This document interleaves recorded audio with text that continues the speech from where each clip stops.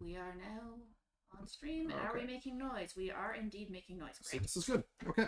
So last game, a bunch of things happened. Oh hi. Not last week, unfortunately. No, we actually had a little bit of a family thing. My dad passed away, so there was no game last week. But there is a game this week. So last week the filth got hit pretty hard. They were attacked right in their sewers by the Lunar Council, which ended up blowing up a few square city blocks of sewer line. This not only crushed a big segment of the filth chapter, because the filth chapter in Arden isn't huge to begin with, but the spider matron, who's a member of the Lunar Council, and her horde got in there, and various nightmares from both filth, roses, and blades got hurt. And our heroic rocker boy Lucas of the Winter Knives took his bandmates into the sewers on a rescue party. I did not know. We joined the rescue party. I was not leading said party. You joined of your own free volition the rescue party, and all your bandmates and everybody else just kind of happened to listen to you, because being able to stop time seems to come with perks like better parking and you know the assumption that you know what you're doing. So good news is everybody got out there mostly injured except for Raven, who took a grenade to the head. Those who got eaten were members of the filth, and the one member of the blades, and also your, was it bass guitar? No, your drummer almost got eaten. Didn't though. Didn't. You were able to rescue Mix. Drummer's not Mix. Who's the? Oh, Zed. Right. So you were able. Yeah, that would have gone over real bad. Yeah. So you were able to do that, get them back to where they needed to be, which is on the operating table at the Rose Court, because goddamn, they were close. But that was kind of harrowing. Also, Todd, thank you for the idea about the grenades. Really helpful. Todd, I hate you. Don't actually hate you, but. Charlie's character, on the other hand, was able to. I would say doing something heroic through detective work, but let's put it this way. He's chasing a member of the Lunar Council book who destroyed the eclipse known as the Crowbar, and Book has effectively decided to regrow or fortify his ranks of pig children, but by doing so, he's kind of out of materials, so he's got kids. Declan was able to basically coordinate various hospitals, figure out where Book was headed, and is hot on his heels chasing him to the sanatorium on the chance that he may be able to stop Book from changing all these stolen infants into pig people cohorts. Meanwhile, as this is all going down, Declan had an encounter with Mordecai, who is the linchpin and director of the Lunar Council, and has been coordinating and telling the council members where to attack, who to attack, and how to attack them. And has actually been pretty successful until he stopped to get a butterscotch ripple ice cream cone, as you do, and came across Declan, as you do, who chased him into a corporate headquarters, as one should never do, and it resulted in a little bit of murder, decapitation, and taking the still animated body back to Baba Yaga's. I did not murder him. He is still alive. He is still. You tried to murder him. That is not the point. The point is, after his head was removed, like I stabbed him in the chest, his heart wasn't there. Okay, cool. Took his head off. Yeah. He gave me tips on how to do it. I mean, I'm not saying it was a bad call. I'm just. I mean, I didn't need any more information, really, to know that he was evil. He was ordering butterscotch. Yeah. Like, seriously. Who does that? Shut up, Bernard. I know you're watching. And Vance, that goes double for you. You know what I'm talking about. Courtesy of Declan, a decapitated Mordecai, who is still very animated, was placed on a silver platter because, it's tasteful, and is having tea with Baba Yaga. So they're having words behind closed doors, and that is kind of going off. So when the big camera does the reveal, we find that Lucas is kind of helping the doctors, worked on Raven because Raven was actually pretty close to death. She took a grenade to the head, and we find that Declan is just in front of the gates of the sanatorium with his little mouse knight squire on his. What was a dog, I believe? Was it a No, dog? it wasn't. No, it was dog would be too big. What was it? It was a Like a rabbit or no. something. It was a squirrel. Squirrel. That sounds right. That's what it was. Who is a member of the Rose Court, and when aid was requested, he was the only one available. So naturally, he's come to your aid. I mean, I'm not gonna say no to. I'm not gonna say no to help. Especially from a fit. yeah, mouse, squirrel. I mean, what, I mean, just because it's small does not mean he's weak. It's Faye. Mariah, I'm the other person who wrote the book with you. I know. I'm allowed to. Did you see the picture of that someone has made of a squirrel Mhm. in tiny plate mail? Oh, jeez. So cute. Someone had written a thing like it's late at night and you swerve. They swerve the car to avoid hitting a squirrel that has wandered out of the road.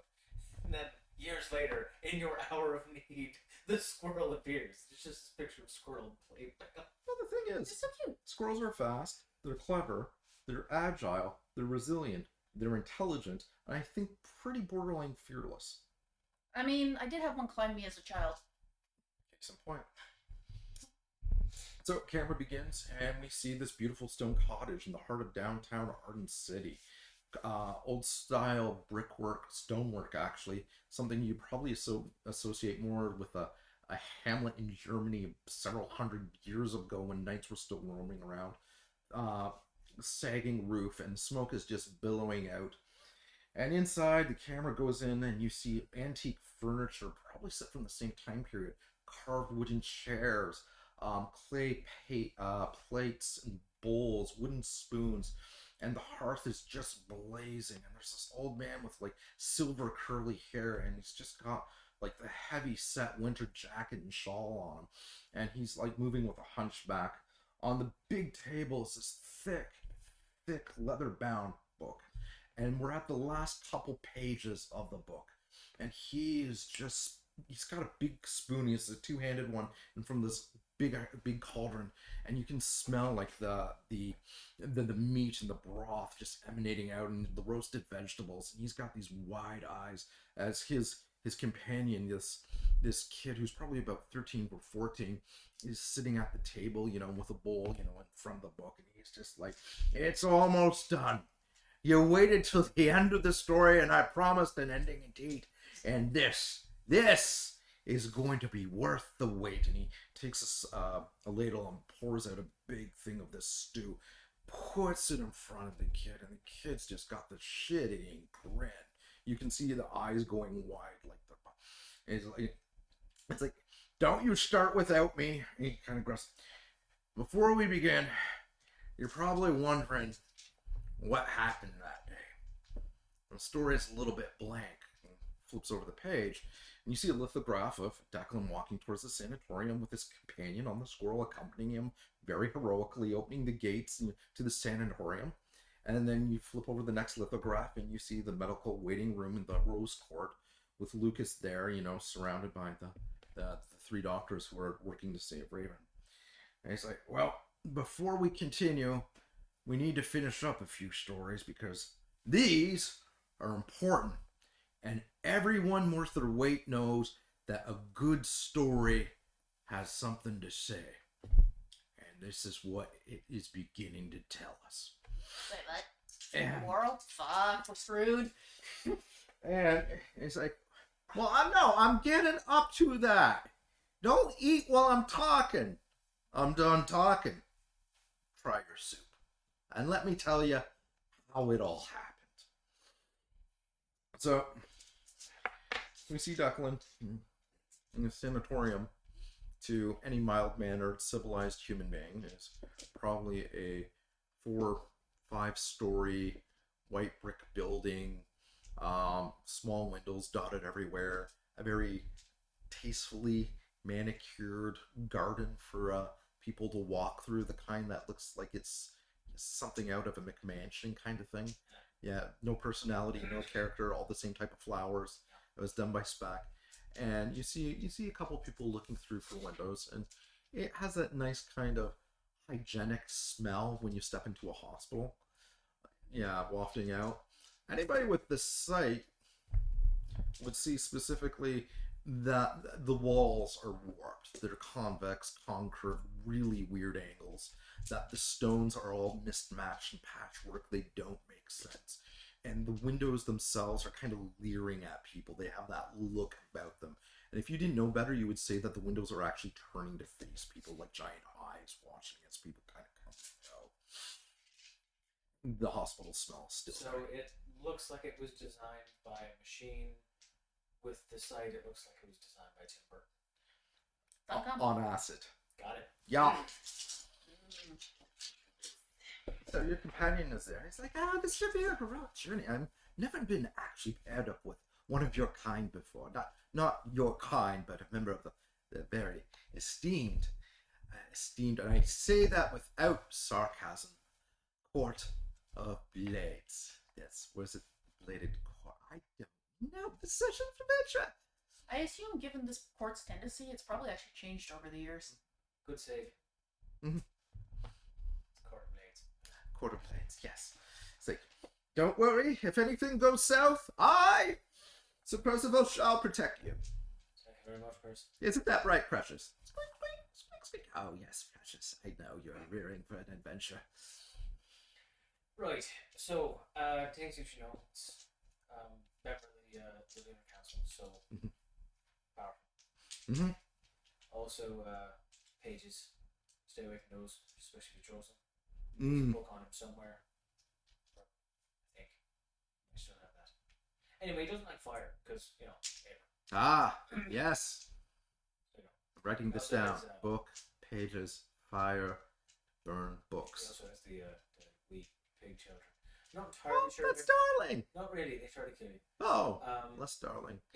So I'm not entirely sure if once they're transformed, you can get them back. So maybe incapacitate until we figure that out. Incapacitate the children of pigs. Yes, I understand perfectly. Right then. Oh, you're not noble blade. Are you a knight? Are you a courtier? What is your official designation? Are you Squire? How do I address you? You were getting a little quiet. Oh, Declan. Yes, Declan. Don't worry, Declan. If things get dicey, I shall protect you from all harm. Come along. Appreciate it. And Yeah, good thing Lucas is there. That would be Yes. Offense would be taken. you guys get to the front door, and the doors are like clear plexiglass, and there's a combination lock with a little buzzer thing to talk to the intercom. And he's like, I see. They're trapped behind this wall. They do not know that we can see them as well. Oh, that? Yeah. Front gate, what can I do for you? I'm here to see my Aunt Matilda. Can I get your name, please? First and last. Yeah, it's John Smith. John Smith. Yeah. John, is that John or Jonathan? Yes, but for some reason my mom spelt it without the H. Oh, yeah, okay. I'm a brain with the way I get it. Let me check my list here. Sorry. Yeah, you check. Let us in, you heretic! I've got my finger off. Sorry, well... So he's just screaming at a dead thing.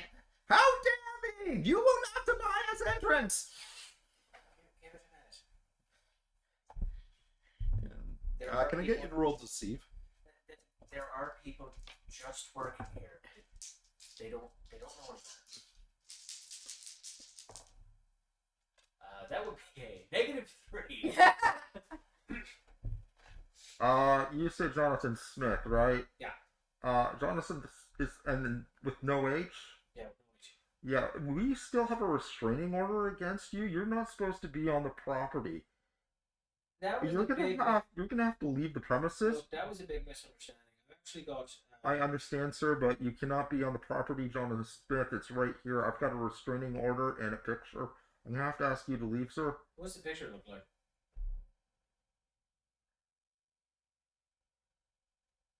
I don't. I'm just gonna look up at the camera. Not like you. You do not look like this person. Like I said, misunderstanding. Do you have any ID on you? It's my old ID, but yeah. I'm still waiting on a new one. Change name, that sort of thing. You're excited. You can fuck with how things look. I did not know that. It's all vision and sight. Okay. And... Will that work for Jack? You know what? Make a roll. I know you don't have the advantage, No. but there is. You're also not. Or 4. Give me a second. take a second paper. Yeah. You see that? Do I need to put it back? He's like, hang on for a second. Maybe right. Just get like Yeah. a little bit. Like, be careful of your kid. You almost stepped on him. Sorry. That's what he's seeing them Yeah. as. It's like, all right. Let's see. So you're right. There is no H on that. Yeah, I bucked against that when I found it. Yeah. Okay. No, you got the same name, Small World, but the picture's totally. It is different though. I'm gonna have to have somebody come front door to let you in. That's fine. All right. By the way, we don't allow children under the age of 6 into the sanatorium. Your child is gonna have to wait in the play center. Well, as long as there's a play center, then that's fine. I shall play with the devil. What did you say? No, he's offending my honor. No, it I wasn't. am not a child. He sees you as a child. He doesn't see you as a talking mouse with a sword riding a squirrel. Oh, precious, you are my noble steed. Very well. It's not a sword. It is a cutlass. Just a type of sword. So you see a guy coming up, and he's a big, heavy-set guy, and he's wearing like the scrubs, and he's got the patch on, and he's doing that on the outside. And he's like, "Show me the ID." You flash it. He's like, "Okay." Opens the door. I shall be well behaved. I shall show you the utmost decorum Good. because of our alliance. Good to know. And he's like, it's on the mic anymore. Oh, door opens. Okay, come on in. I need you to wear one of these masks. Yeah. How old is your little fella here? He's a little cutie. I will. This little type is At that age. at that age, right? He's about 8. What are you?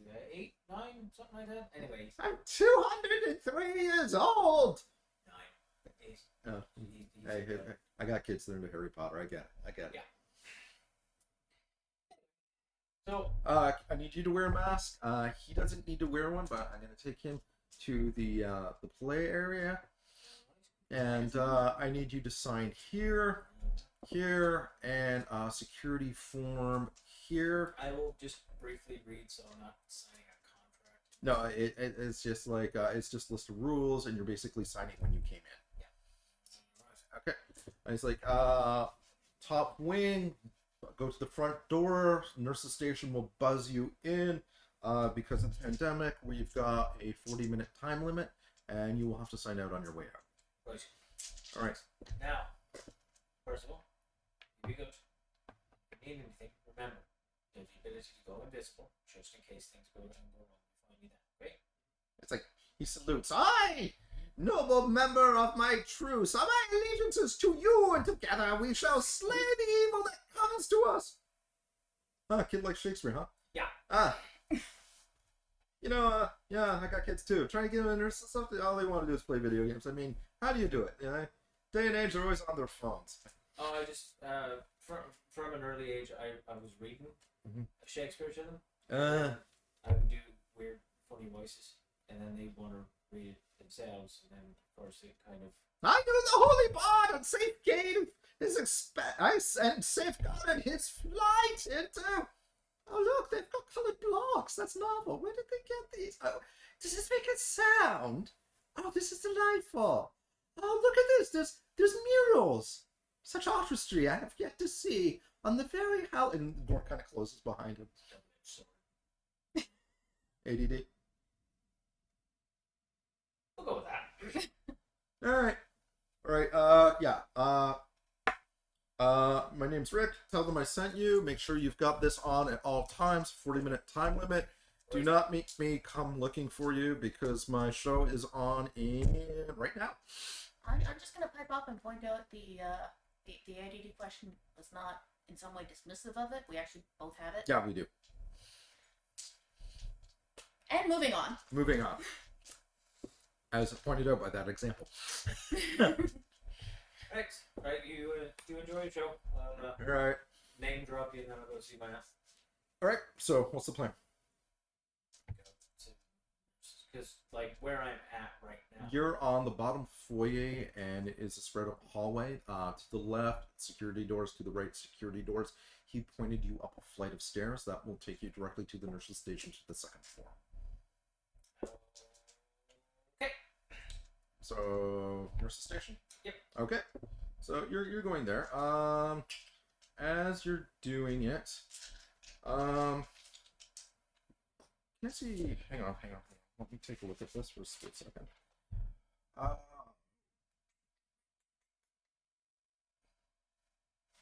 make a resisted glamour roll, Mariah, is that?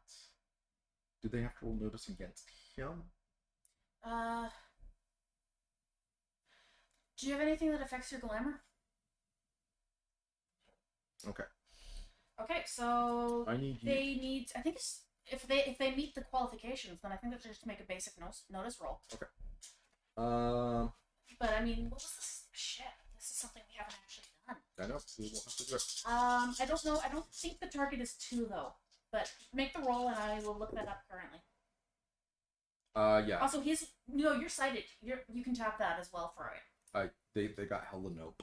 Okay, well then you don't need to tap that. So you're walking through it, but your own experience has taught you, young kids, drunk people, people who are kind of, have issues. Sometimes they see through, so you kind of do that moment where you're like holding your breath because there's a couple patients walking by and they kind of give you the eye, and they're like, you see one woman, she's probably in her 70s, hair pulled back, and you're like, Eric, my son. That's not your son. One of the nurses there is just a nice gentleman visiting someone. Oh, it's a nice gentleman visiting someone.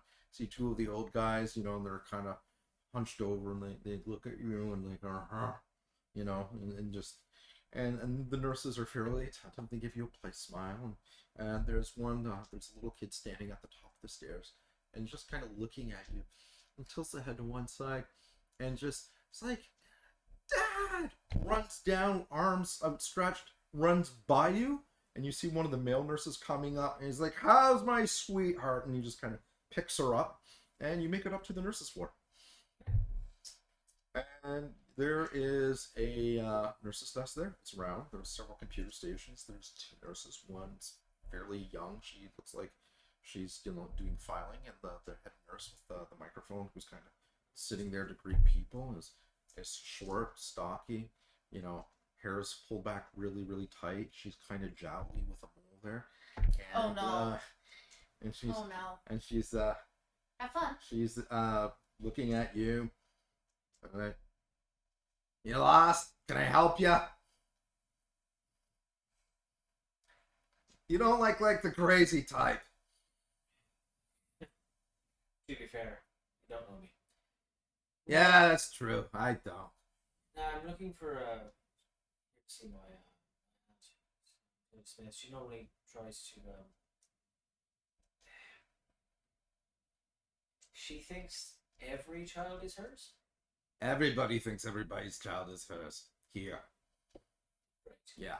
So what was the name again? Matilda. Matilda. Yeah. Let's see. Mary, Monroe. No Matilda here.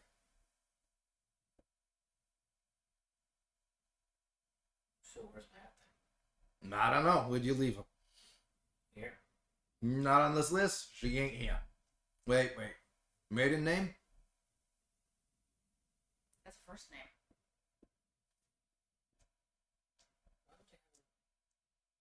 You mean?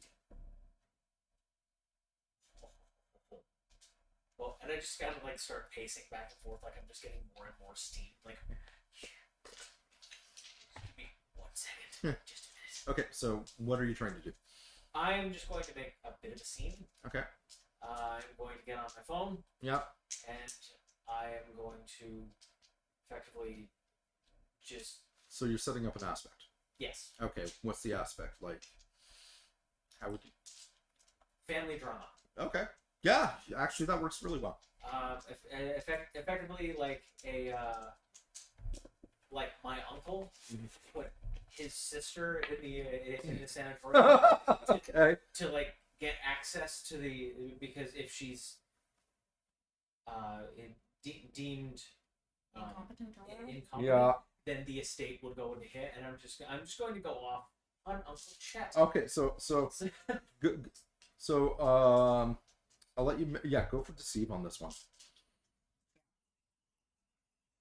So I will tip my hat to you if you pull this off.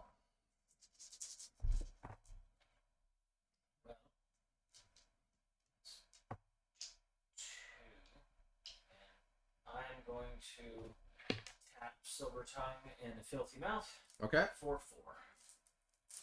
For 4. And yeah, you've got it.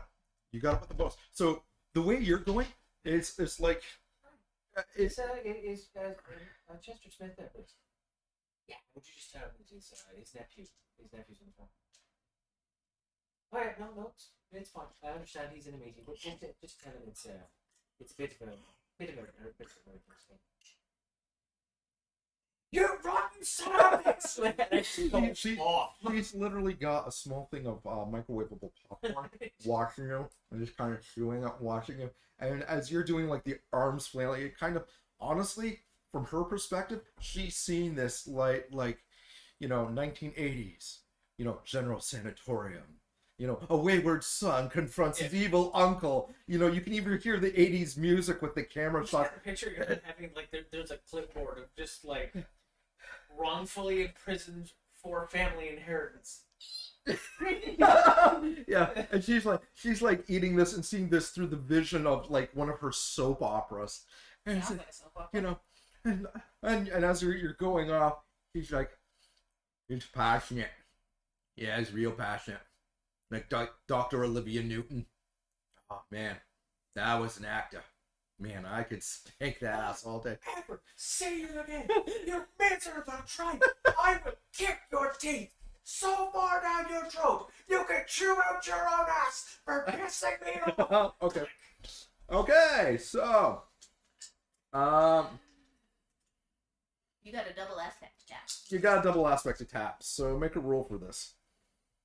Rapper.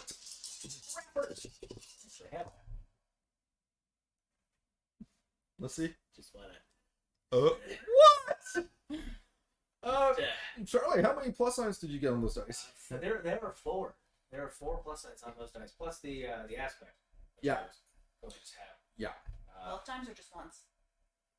I can't really see it. The whole point of me to get past the nurse station is to get past the nurse station. I'm just saying it is Vex.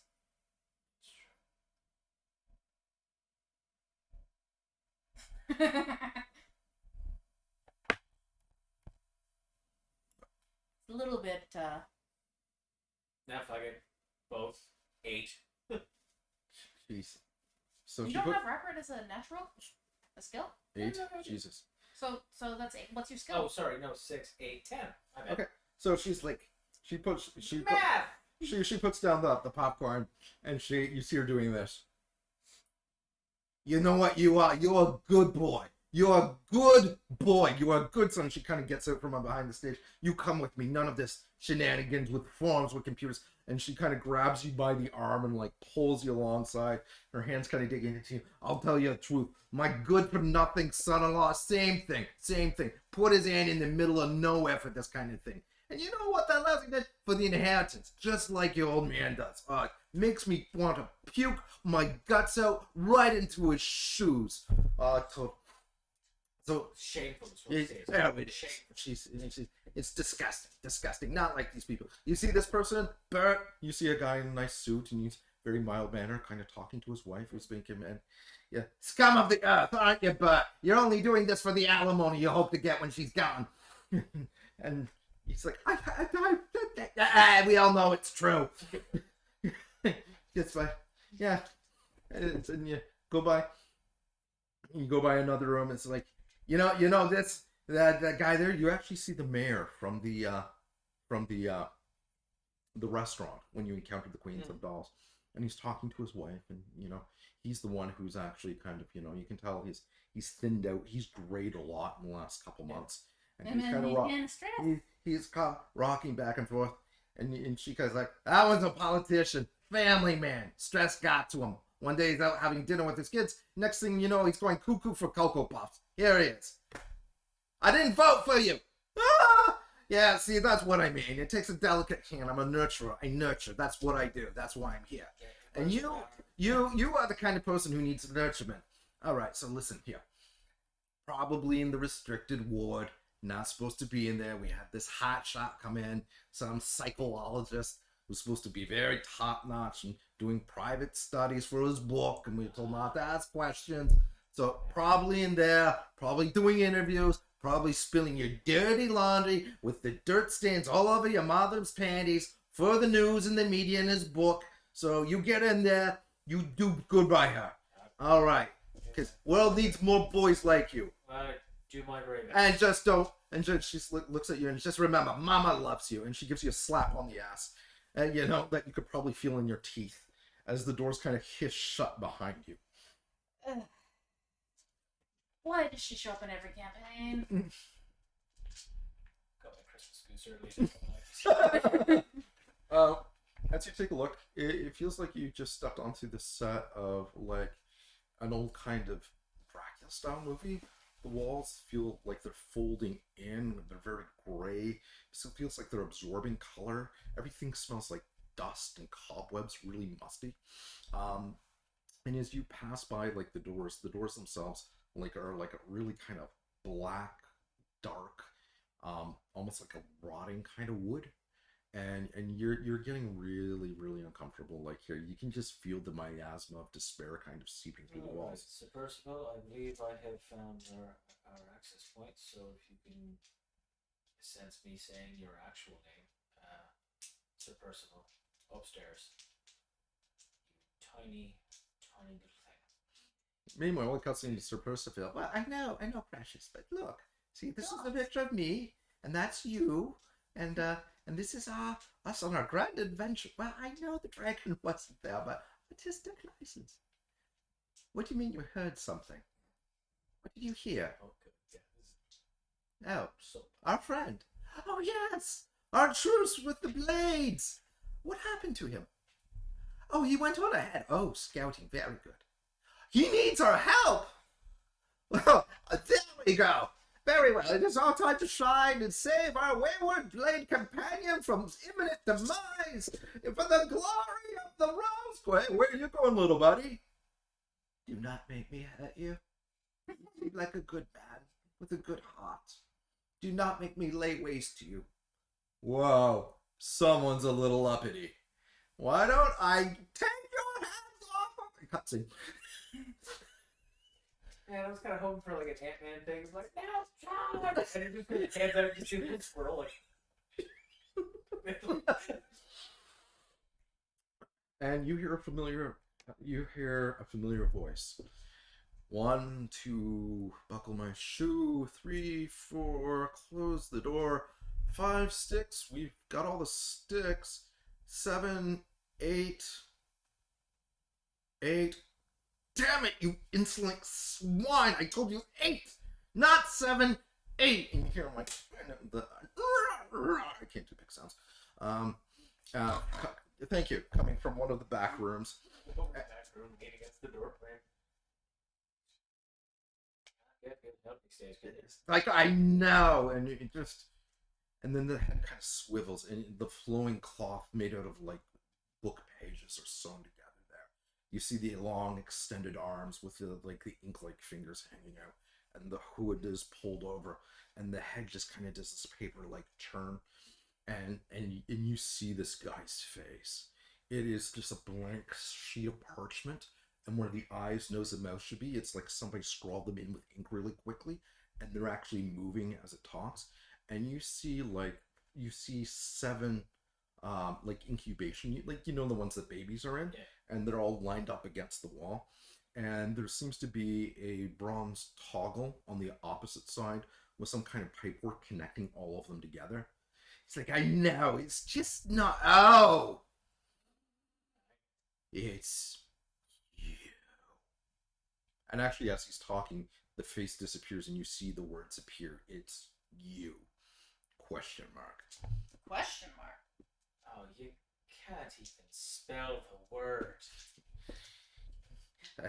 Literature was once a gentleman's pursuit, but now everything is BRB and LLLs and GIFs and JPEGs. You don't have to sink to their level, sir.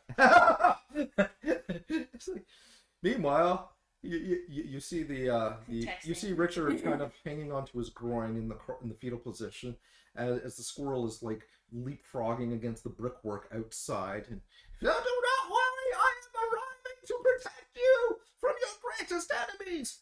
And should it be yourself, I shall protect you from yourself as well. My loyalty knows no ends. Oh, and that's when you see them like drop down through the chimney. Precious, what have you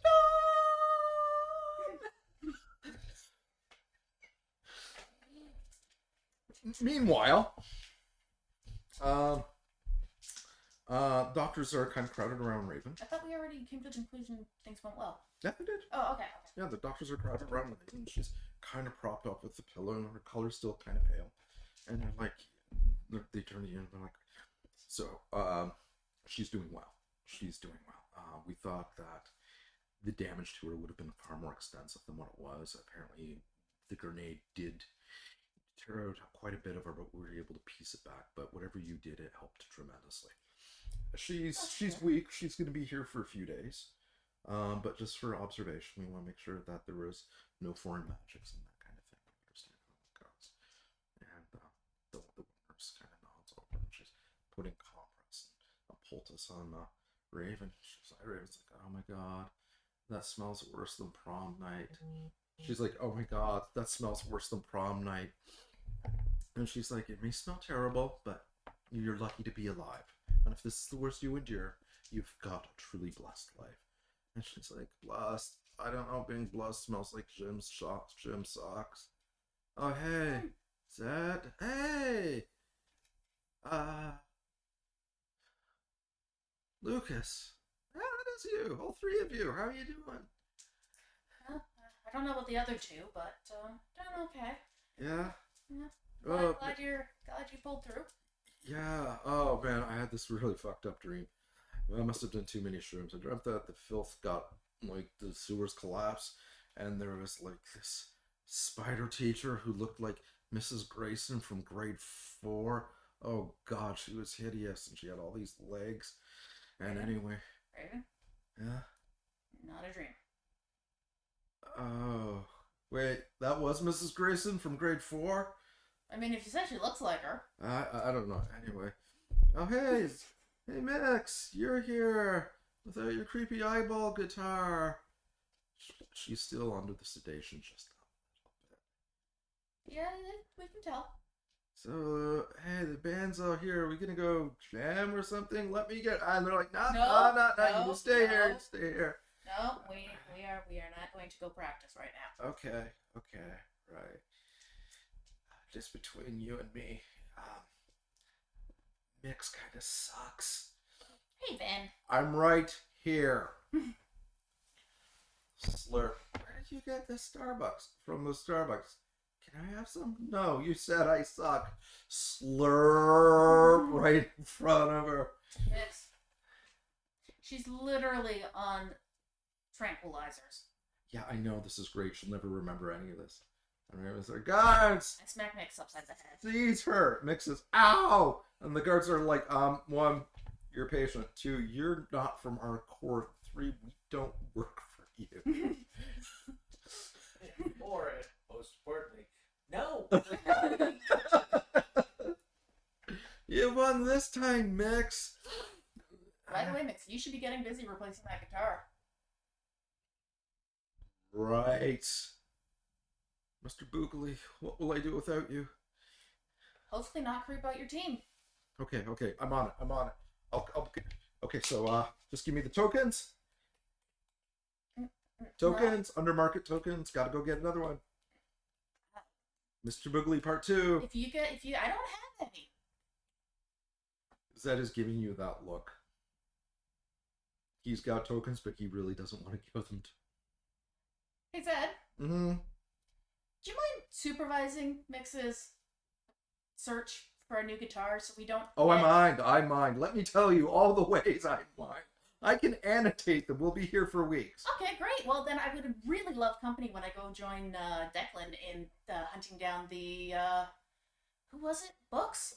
Okay, so are you thinking Stratocaster or something bass? Please, no more eyeballs or talking guitars or things that leak bodily fluids that belong to meat people. Fine. Fine. You're lying to me right now. Yes. Then this is why you're going with. All right. Let's go, Mix. Well, we got the aims back to the previous guy, so maybe go talk to him and apologize profusely for losing the guitar Mix. Okay. I'm on it. Fine. No more Mr. Boogly Part 2. Do you think there's a Mrs. Boogly out there somewhere? So Only if Mrs. Boogly has no eyes or body parts. So roll for a rapper. Mrs. Boogly might be pissed off that Mr. Boogly's spider fever. Right? Okay, I didn't fail quite as hard as I thought. It was not a -3, it was only a -1. I misread one of those. Right. Still not great, but I do have Rat Red as a skill, so it's not a negative roll total. You've got your. Oh, I've got 3 Rat Red, so You've I got- have a 2. You got a 2? I don't think it is. Yeah, he's. Zed. Mix is going. Zed is going with you. I'm not, though, I'm just... No, I know. Okay. But you were able to coax Zed successfully into doing it. But he is giving you that you owe me a look, and you know he's going to come and collect on that.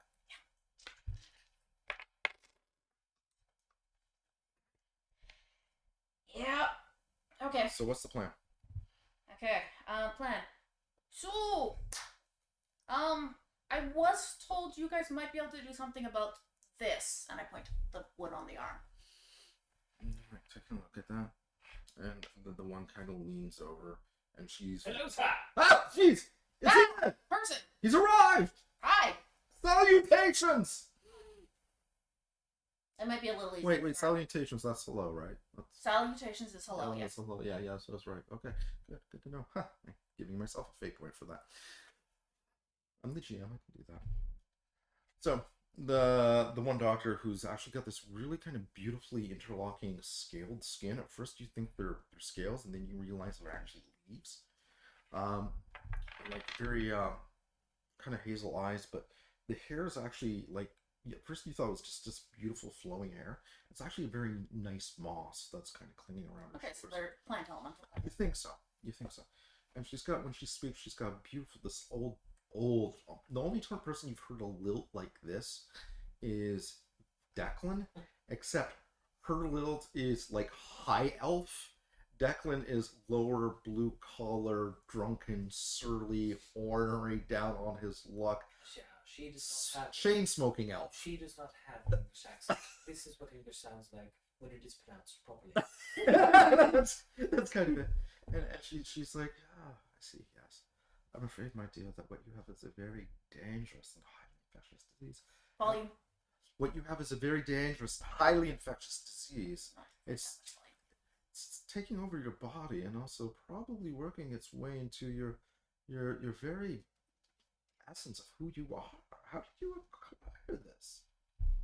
Killed a giant tree person thing. It exploded.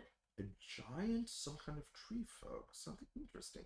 She kind of leans over and takes a look at it and touches it. Oh, it's got a little bit of a bite to it. You've got a feisty one. Oh, yay, yeah. You guys did something for my roommate who was also there. Oh, yes. But his was a lot worse, and It was. We had to take off the whole arm. I'm really hoping to not have to lose my arm. Okay, well, we'll take a look. And she's like, sit down here and show us your arm. Oh, this is bad. This is very bad. Well, on a scale of 1 to terrible, it's not the apocalypse, but you may feel a twinge.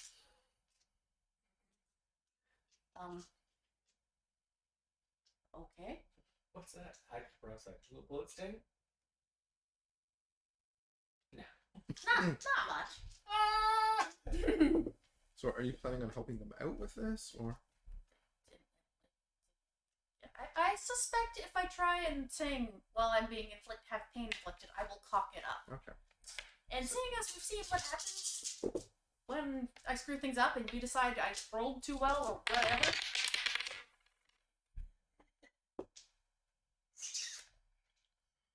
Okay. So they look at it. She's like, it's poisonous. It's infectious. It's spreading. We know where you got this from. We've only seen 4 cases in the last 200 years, and one of those cases was yesterday. Yep. So. Okay. So red tree people not coming. Mm-hmm. So we're going to There was a lot of them though. We are just going to put this little fellow, and she takes out this large glass jar, and it's got the slug thick green body with a little black kind of spiky feet and ornate patterns in the back, and it has the face of a very withered old man with a large nose and serrated teeth. And she's like, "This is Jarvis. Hello. I hear you have something delicious inside of you. It requires my utmost attention." I'll still be able to use my arm, right? Oh, of course. I mean, who doesn't use arms? Just you should still be able to use your arm if everything goes well. Okay. I go fine. I just need a little bit of that, and you're only to take out the wood. I understand. So he's like, Jarvis is a very rare type of parasitic mutual nurturing.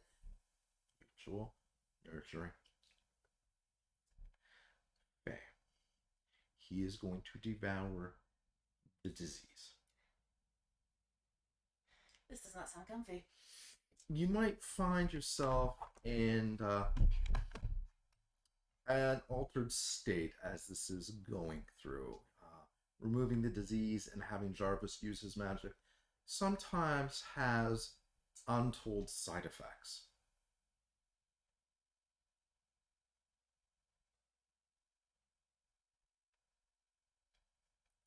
Okay. Like, are you saying I should have my arm removed instead? No, not at all. No, not at all. I'm sure everything will be fine. That's not reassuring. You're turning into a tree. How much reassurance can I give you? And that's coming from someone who is one. Maybe if you were looking for ironclad guarantees, you should have stayed in the mortal realm. But if you take a look around us, you realize that that is not exactly how things always operate. Didn't ask for ironclad, but queasy look, and I'm sure everything will be fine, says nothing is fine. Oh, good. You're catching on. Have a seat. I thought roses weren't supposed to lie. I'm not lying. She's allowed to tell the truth and have doubts. Okay, sit here, and this is for you. What is it? That's a sucker in a plastic wrapper.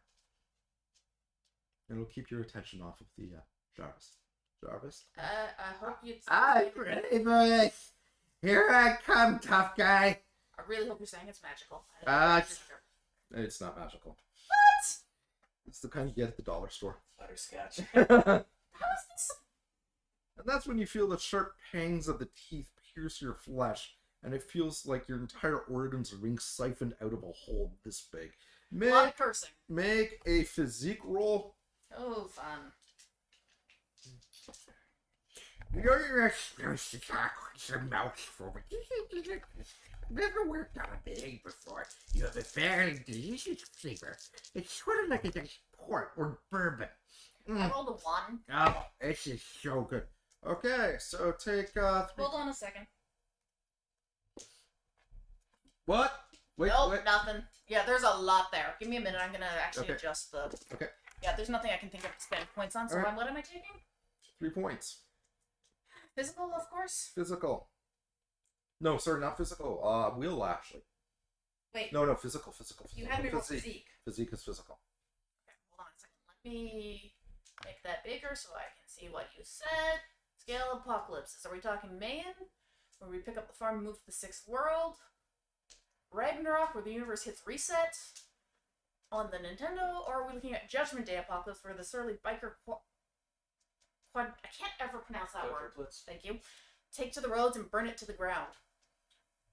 You're meeting you're meeting your fiance's grandmother, who everyone has esteemed. She's alive to see 6 generations of her children, great children, children's children. It goes on. You're having Thanksgiving dinner, and somebody has just criticized her peach cobbler. Ooh. Like someone's apple pie. It's always the peach cobbler. That just sounds Because better. peach cobbler recipes are handed down from generation to generation. So, In Canada. yeah, But peach cobbler's a southern thing. Canadian. Yeah, I okay. mean, southern Ontario, which is about as Northern. Okay, valid. But I'm going with peach cobbler for now because I like peach cobbler. Or apple pie. So the room starts spinning. The room absolutely starts spinning. And you feel like the sensation in your fingers and your toes as everything goes cold. All of a sudden, everything goes dark. You're standing in this tunnel. There's this bright light at the end. Well, shit. A feeling of warmth that's coming from you. You're getting pulled closer and closer to this bright light. And you can see a face start to emerge. Comforting face. A nurturing face. If you tell me it's the caterpillars, I'm gonna be so annoyed. Looking down at you. Followed by these tender, loving, considerate words. Just maternal love. Where the hell did you come from?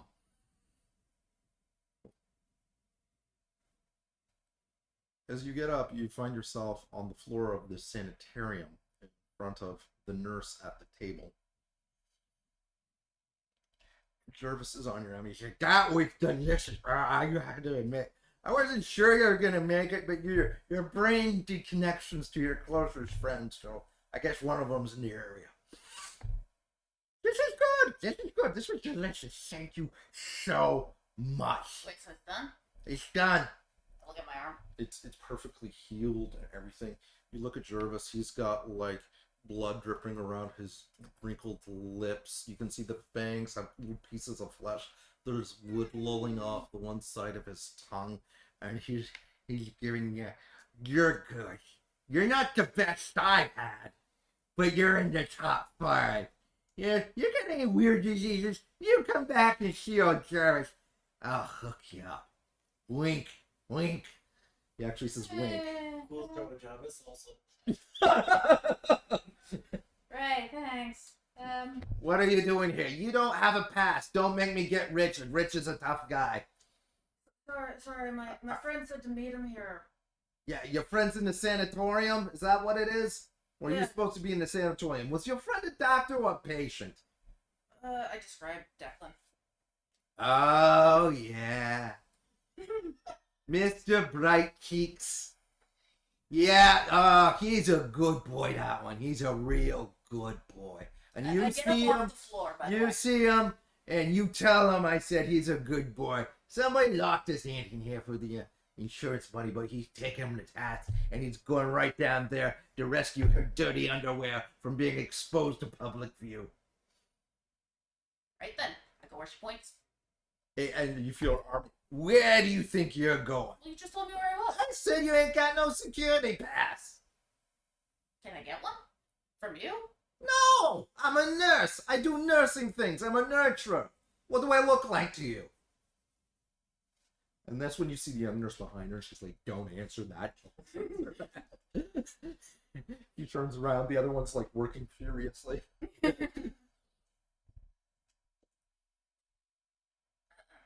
I don't know how it works here. That's when you hear a voice behind you. It is I, Sebastopol and Precious, here to rescue our poor unfortunate lackluster blades who desire our martial superiority. And you see this little dormouse on a squirrel come galloping up beside you. Ho ho, fair sir! Excuse me? Yes, I will. Young musical troubadour, have you seen Declan of the Court of Blades? I am his protection. He is my squire. I am here to guide him, and his calls for help have not gone unheard. Oh, yes, Precious, I know you're the one who heard, but Precious, you're making me look bad. Martial This is superiority? somebody from the Court of Blades. Was she? He's right there, but I know he's a... What do you mean he's a rock musician? That's not even a real thing. He's obviously a lutist. Yes, martial superiority. Our good friend and colleague Declan has called for help and is in great distress as we speak, and only the Court of Roses can rescue him. Fine, I'll accept your challenge. After we deal with Declan. Excellent. Who are you? Oh, I remember you. Oh, you are the musical troubadour. I liked you. Then why are you insulting me? I meant no offense, just stating the facts as they are perceived. Come along! Your friend is in grave danger, and I fear for his safety and his immortal soul. Yeah, apparently they don't want me to. Oh, who's a cute little boy? Who's a cute little fella? Is this one yours? Yeah. Oh, I get it. You and the other guy. It's one of those new relationship things I hear about in the newspaper all the time. Yeah, that's good. That's good. You know it's better than, one good dad, two good dads. You know what's worse? When you got a deadbeat dad. My dad was don't even get me started. He would smell like whiskey and booze. Ah, a horrid troll. I felt lady. Nope. You can have a fake point for that. Yeah, you gotta treat him right. That's right. You listen to your dad, little fella. He'll raise you right. All right, you go on. Rescue your step aunts. I'll be out here if you need anything. You're a good dad. You are. You're a good dad. You listen to your father. That's a good dad. Very confused, wondering.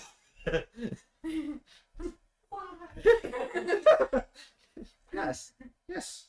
Troll, you saved me from that horrid, wretched creature. I am forever in your debt. So stop insulting me. Oh, very well. If I should offend your delicate ego, let me know and I will apologize profusely and earnestly and stop at nothing to make amends. Well, 1, you just insulted me again. Ah! 2, He said proving his point.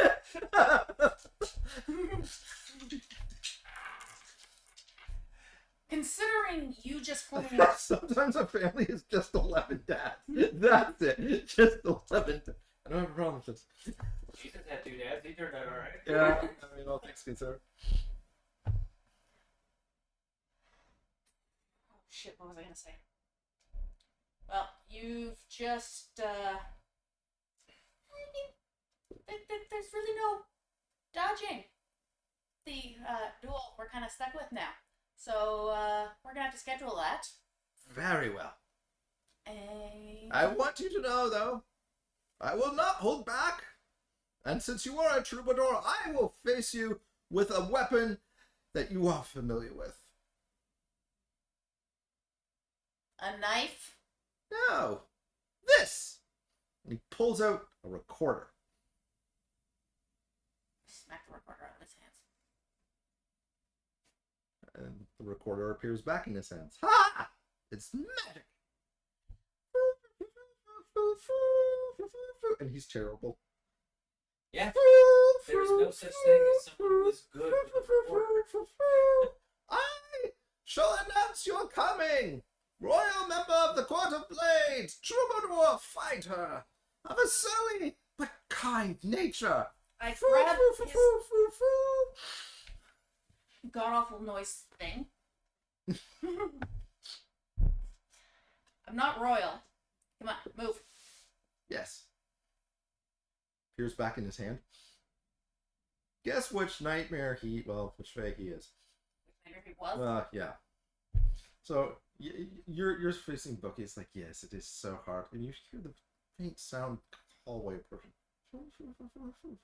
So let me see if I've got this straight. You're gonna get another kid in here, and then you flip that switch, and then they turn into that thing. But no, they'll turn into other things like that thing. That thing is that thing. Like, really, you can't make something more of something that already is. See, now you lost me because you've had nothing but you have nothing but pig kids. Mhm. Right. So if you one pig kid's the same, not the next pig kid. So they're all pig kids. They're all the same. He's gonna. So what are you trying to do in this point? Stall. Oh, okay. Fuck yeah. Rock, rock.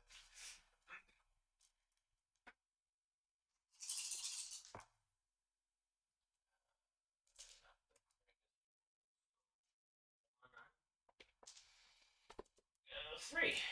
Shit. Okay. Well, he actually rolled way worse than you did. So yeah, my dice are hitting me today, or they're liking you. I don't know which way. So he's just like see. Okay, that is an illogical fallacy, and he starts explaining like the rhetorical technique, that circular reasoning when you state something and you're hearing the coming in the background. And so, no, that's not how it works. Each one is individual and unique unto oneself, even though there are striking similarities. I see where the misconception lies. Right, but you're the one that looks at humans like they're all the same, and they're conceptually different for different with HP. He's actually getting. He's like, before I dissolve you into literature and absorb you into my own body, where you'll be suffering for millennia, until I choose to release you, which I won't. I really do need to rectify this. Yeah, by all means, if you can come up with it, if you can come up with a perfectly good. Behold! Here comes Lucas of the Court of Blades, troubadour to the saints, musical muse to legions of mortals. Behold the greatness! Now this is Lucas. Step forward. This is your entrance. I've announced you. This is what I do. I announce people at court. See, I did the announcement. Squeak, squeak, squeak. Well, I know he might be nervous. I'm trying to encourage him. Seriously, Precious, you're making me look. You have completely ruined the element of surprise. Thank you. Actually, I've been chatting him up. He's like, He doesn't what seem to have is that racket? Behold! And you see Percival come out. Lucas! Surprise, there's some pyro. Anyway, found book. He's you know. What is this? Who is that? What is that? Book. What's a Lucas? Why are you here? I was doing something. Yeah, so talking. Anyway, he's one kid short. Looks at the pig thing. Okay. Does he have the kid? Like, he's not like. Oh no, yeah, that one fucked it up. Ah, gotcha.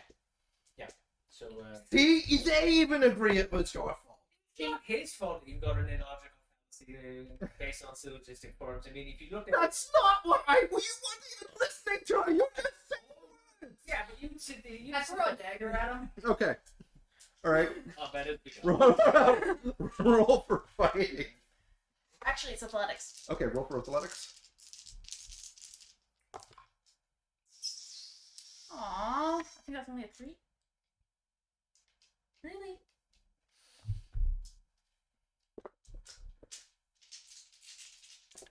Can I spend a fate point because I'm a blade on my blade? Yeah, you're stretching, but yeah, I'll let you have it. Well, it's kind of part of the Yeah, it is. +2, so we'll make that a 3, 5. Okay, what's the damage on that blade? The special thing was not damage. The special thing was the recall. Okay. So regular damage. Okay. Give me a second here.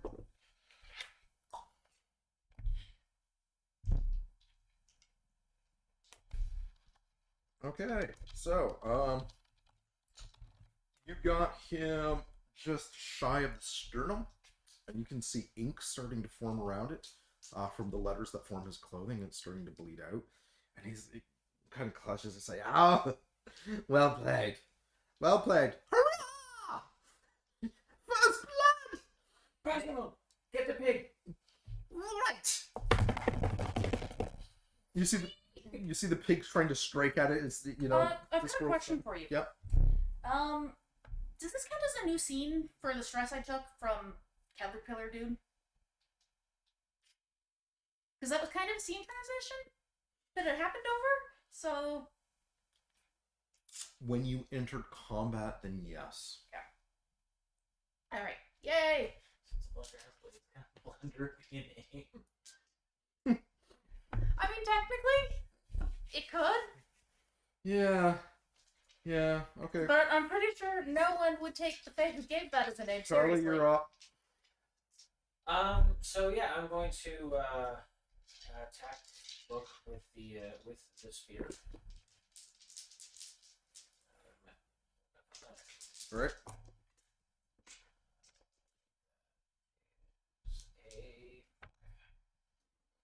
All right. You thrust the spear right dead center of where that blade was. By the way, your blade has been recalled to you. And as you do, he literally kind of twists and turns around it. So it's sort of like Batman Beyond Ink. You know, she pulls herself. So it would have gone through him, but just literally made a hole inside of himself. So you pull it out. That I wasn't expecting. This I wasn't expecting. But I don't think you were expecting something like this. And he is going to try and set up an aspect. He extends his fingers. His face turns black with dripping ink. And he effectively explodes from the face. Not as in I'm death exploded, but sort of like you've got a water balloon filled with ink. You hit it. Got it. So I do my yell shield. okay. You do the shield. Shield gets sprayed with ink. There is now an aspect in the room. Temporary blindness. It's not just everything's covered with ink. Nobody can see anything in front of themselves. Okay. Oh, gross. So he basically did a squid. I go stand in the Ah. doorway. Okay, so you're standing in the doorway. And I'm trying to block the doorway. Because if he's basically trying to do a squid, that's runaway time. Have at him, Precious! Now I can't see anything! I've got the knave now! Well, if that's not him, then who is it? Then you hear the pig thing. I can't do pig sounds. Thank you. And fuck it, I'm rolling for Precious. Then you hear the pig scream. It's like Sir Didymus from whatever. More afraid of the dog than you are of him. Okay, top of the round. Well, you went last, so who goes? I will let. Because you can self-declare too. Yeah, I know. I'm going to let you go first. Okay. Well, I'm standing blocking the doorway Okay. until I can see shit. Okay. I'm not letting paper dude or pig dudes go through the doorway. Okay. I stand on guard. Okay. So you're basically doing an Overwatch kind of thing. Basically, like yeah. Yeah, okay. I'm trying not to let So escape. I'm just gonna say you're basically on hold at this point. Okay. You're standing guard. You're on hold. You can jump in if you make an athletics roll. Sure. Okay. Do you want to go next, or do you want to just react?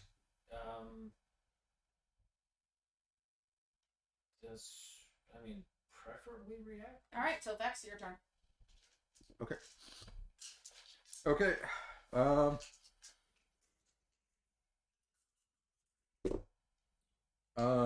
He is actually making an attack for Charlie. No. Alright. Athletics with -2 on that. If Actually, it's complete blindness, isn't it like -6 or something obnoxious? it- Well, no, he set up an aspect, so Yeah. the success of that roll would be it. Never mind. no, so it's a -2.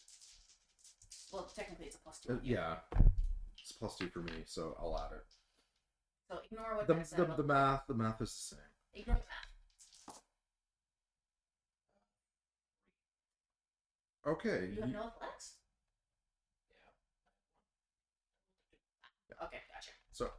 You can't see for shit. Like it's black as black. But what you do know you do notice two things. First of all, it's black as shit. Yeah, you can't hear anything, and then you realize something as somebody is moving that it's not magical black. It literally is magic ink, but it makes that kind of slurpy sound that water makes. So you hear footsteps approach you, like 1, 2, and they start running. And you've been in enough bar fights. You just kind of step off to the side, and you just feel a breeze brush past your face. Okay. So you're not taking any damage, but you've got the oh fuck, I don't know what that is. I want to grapple whatever the hell just ran past me because I'm pretty sure. Okay. So fight.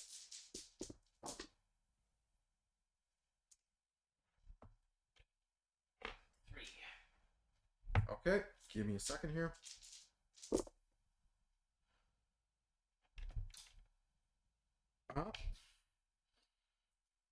It connects, and you're able to. It connects, but not well. You're able to tackle him to the ground, and you kind of got like a leg pin on him, like you're trying to hyperextend the knee. Okay. But it's weird because he's made out of paper, so you're like it should be locking there, but you're finding it's like if you made like a person out of newspaper, there's like give and tug. You're like kind of.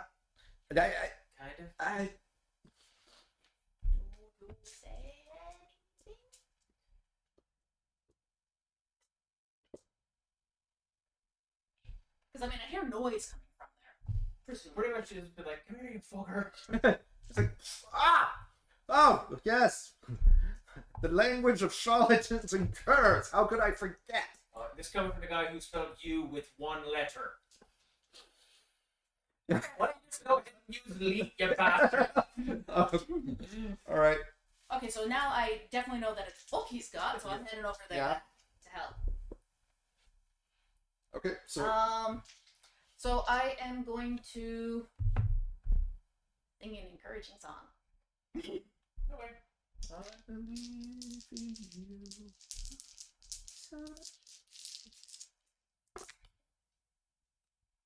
The dice do not like the encouraging song. What? Oh no, they do not. There is no encouragement. No, it's not no encouragement. My singing is still damn good. It's still a 4. Yeah, 4 is great. That's a success. Yeah. Actually, it's a successful boost if it's an ignorable target. And what are you trying to do with this roll? Sorry? I am encouraging. You're encouraging. Basically, I'm trying to give Charlie a boost. Okay. Or Declan, technically. You're So are you and are you humming? Are you singing? Singing some sort of... Kick his fucking ass, motherfucker. Yeah, Kick him really hard where it hurts. Yeah, something like Kick that. him in the balls, throw him up by the... Yeah. I was like, and you hit, ow! War ballad! Wonderful! Kick him in the ass, motherfucker! Is he actually giving me an assist? Yes. So you've got a raise that you can tap into. So that's 2. Alright, cool. So from Book's perspective, Book is probably more horrified and confused by the melodies. Yeah. You've got death metal in children's talk show hosts at the same time. Alright. Kind of like get an idea. Hey, Book. Show how old the sanatorium is. 450 years old.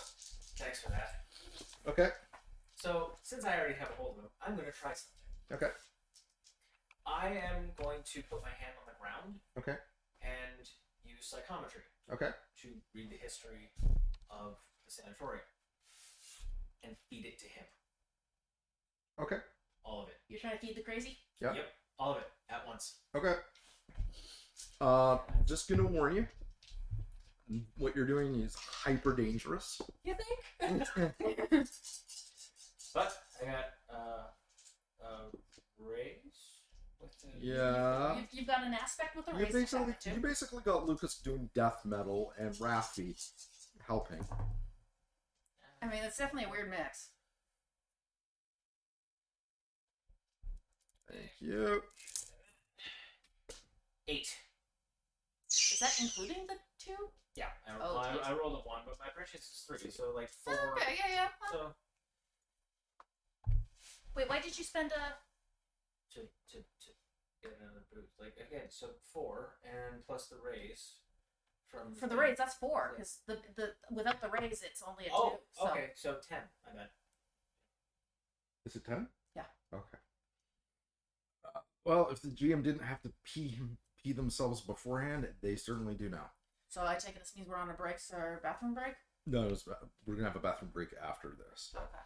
So you're like, okay, I can't see what's going on. So you grab a hold of. So just kind of like I'll sit up because I'll start realizing his legs bend Weird. the way paper does. Yeah. So I'll kind of sit up and just kind of like put my hands on his chest and pretty much guess where his head is. You find his head, but when you put your hand on his head, it goes into his head, like you're pushing in through a white wet paper towel. Yeah, So your fingers are actually inside of his head, and that's when all the memories of the sanatorium come flooding back. Everything from the fact that it was an old Victorian burial ground back in the day, all the funerals and weeping, how they basically just moved the bodies to another location, which was effectively only done on paper. They just built it over top of the cemetery. And they moved the bodies, and by bodies we mean the gravestones. You can see the pictures of various inmates coming in, the electroshock therapy through the ages, the screams, the madness echoing through the walls. You can actually see the stones themselves that the sanatorium was built with, absorbing the pain and the madness as they start to melt and twist and warp under the face site. You can see nightmares who have been brought in who thought they were crazy, and the experiments they did on them, the veins being pumped full of drugs, the screams in the middle of the night echoing throughout the fields. And then it goes through the 60s, the 70s, a flash of a woman having a lobotomy, another flash of an old man with one of the steel cages on his head, another one of a young girl just being prescribed this endless cocktail of drugs as her personality slowly devolves. And it's like picture, and it goes on, and then both of you hear this piercing wail coming from Book. It's not just emanating like through the material plane. You can actually feel it affecting your will, your on this. It's basically emanating both through the psychic plane and the material plane.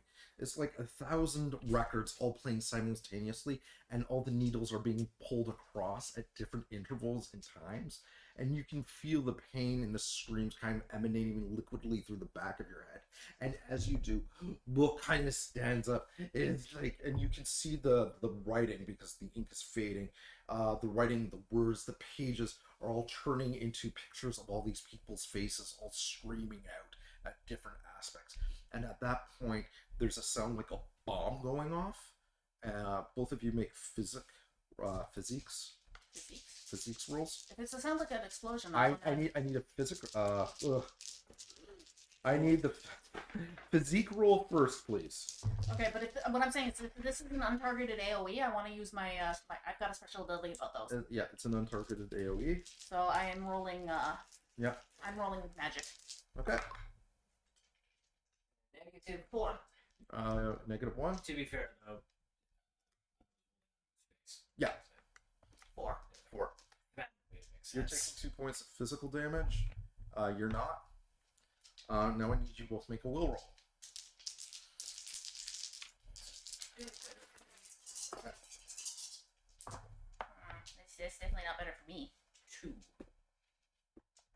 I think my will's decent. Yeah, so I got a 2 as well. You got 2 will damage. Okay. So 2 will damage for me as well. I assume. Yeah. Alright. All right. And 2 things happen. First of all, as it goes off, you hear the fluttering of all these pages. And all the pages that made a Book, he's basically exploded. They're hovering in midair. And they're forming a book, one on top of another, on top of another, on top of another. They're actually being collected in this big, thick leather tome. Sepia tone flashback for viewers at home. You would have a picture of that leather tome from the first book being put on the table in front of the kid and opened up. Oh, see, I was just gonna say, so you're gonna have to put the burn lighter, right? So it's I was about to burn the book. so it's that tome. It's I will not burn the book. in this kind of vortex of paper and ink.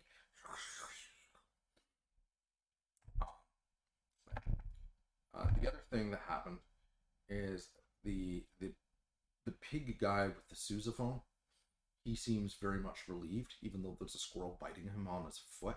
And you're like, it's making sounds. It's like shaking his foot, but he doesn't seem to have that like obedience thing about him.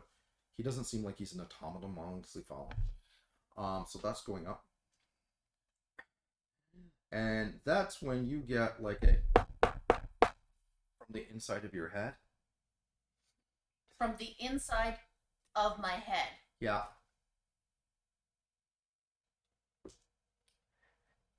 Hey there, party banger. Looks like you got one. Starting to doubt yourself for a little moment. Thanks for inviting me. Hey, this is great. This is great. Look at this. Hey, your friend Ray? Well, she turned out good. Didn't think you had it in ya.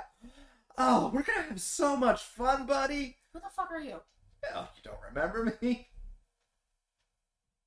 If you're the stupid doubt thing, Yeah, there was no doubt. There was anger. So apparently one of them got into my head somehow. And is currently doing the 6-year-old mocking. Oh. What's doubt? Was it? I don't know how they counted that. I remember them saying, "Oh, I'll take that as a win." What does this do? Make a will roll.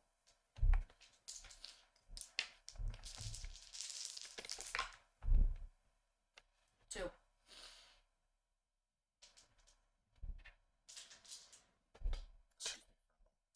Oh, look. I dropped my dice over there. I'll have to get new ones for my box. So I take it I passed. Yeah, you passed.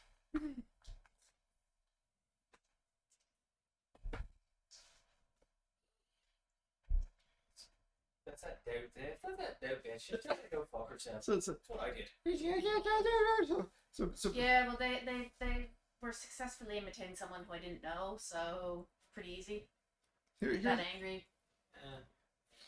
so basically, Apparently that was close enough. so basically, they're doing that mocking thing.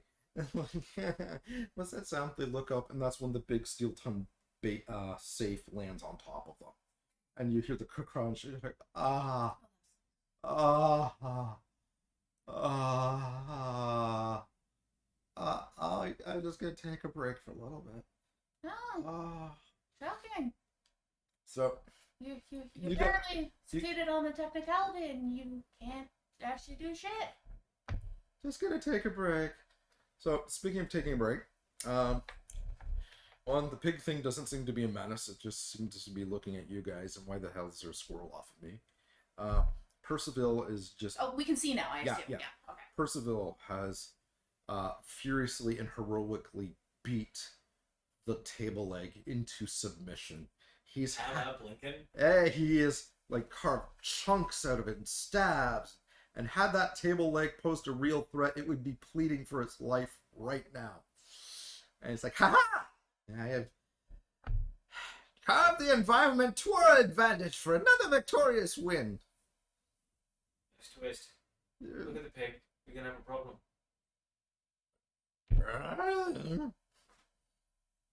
So if I ask you to put these back, where are you going to? Kids. Because if you don't, I'm gonna have that thing stop chewing on your both. It's gonna start chewing on your jugular. Pulls up the scroll by the door. He can see you now. Just point at the mouse. Puts the scroll down. Ah! Is that possible? Big thing. Pat, pat. Stop! Stop! Ow! Stop! Ow! Ow! Just put the kids back. Please? Yeah, so it's going to, it's grabs the first one, looks at the chart. Alright. Yeah. Takes out a piece of chalk, draws on the wall, turns the doorknob, opens up. You hear like clamoring from a hospital on the other side. The door kind of closes behind it. You started from the GM. You started on the task. Pick up the book. Well, that's fun. Yep. That was something. Yeah. I did not know I could do that. Good to know though. Fake high five.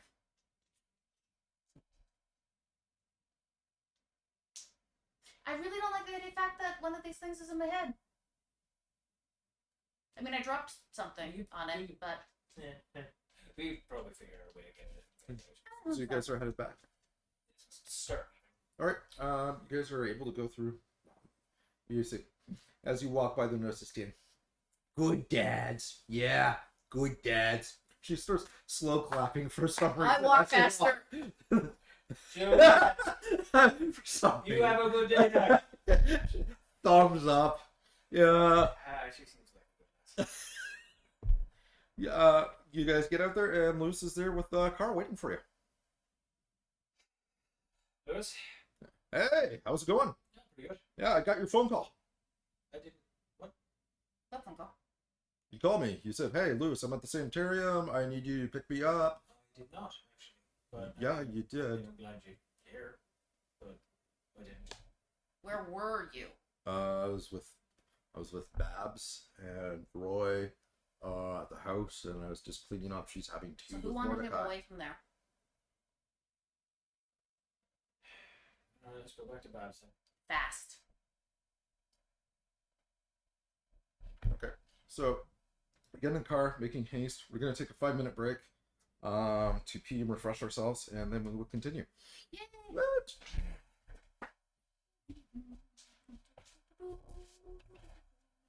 All right, double clicking doesn't transfer.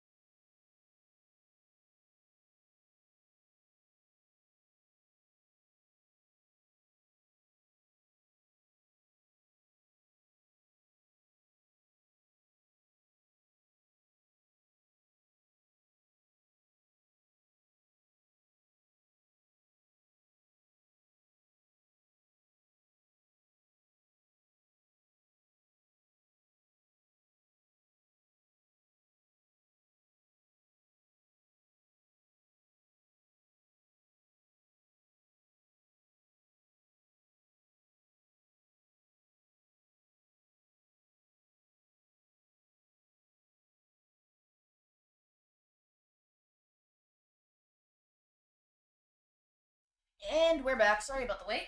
Okay, so I cast a spell. Jacob's ladder.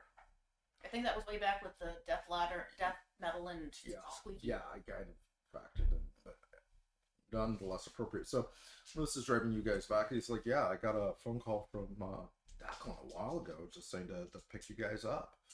Said you were doing something important. I mean, yeah, we were, but that was From Declan? Yeah. Yeah, I never. Who can imitate your voice? I mean, Doubt can obviously do good imitations. Couldn't tell you. So it takes a little while, but I mean, he puts on some tunes, driving. Take up my spear. Yeah. Oh, I've got my dagger ready. You guys arrive at the house. There is smoke kind of pouring out from a fairly large hole in the roof.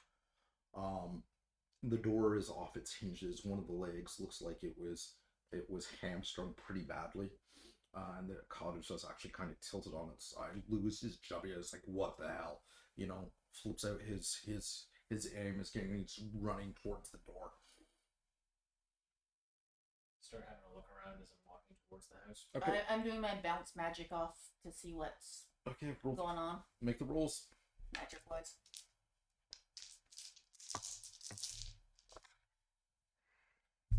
Why? Nice why? 4. Okay. 3. 3. You know what? No, I'm spending a fate point on this. Okay. Do I want to reroll a -2? Yeah.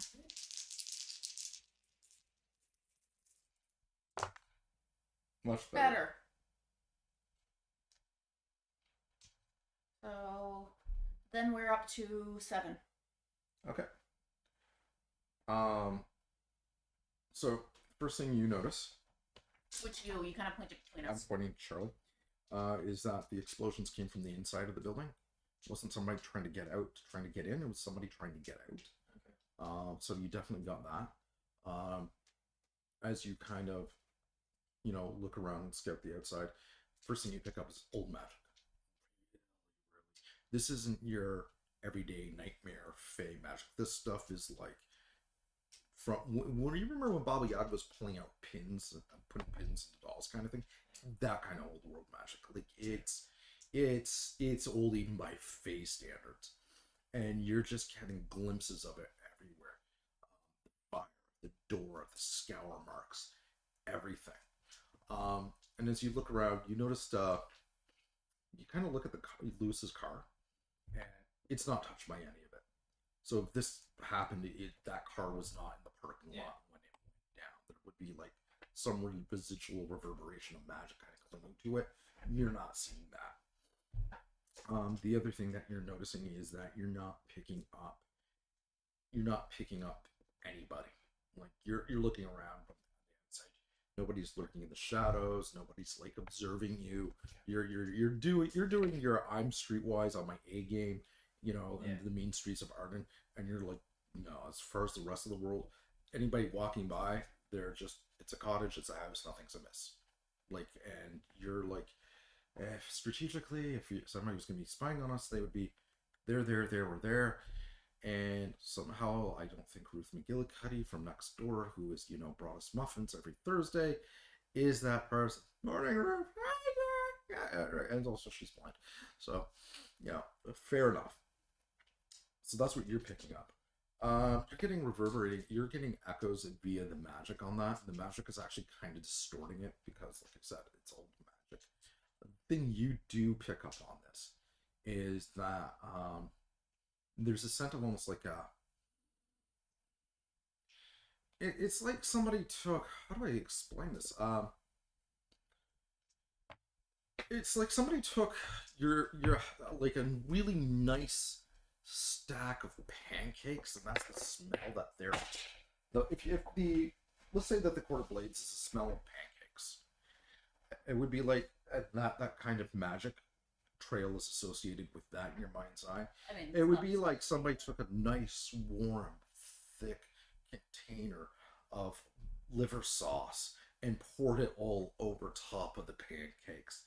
That is the kind of twisted kind of magic smell that you are catching whiffs of, like leaving the entrance and kind of going down the street. Grace.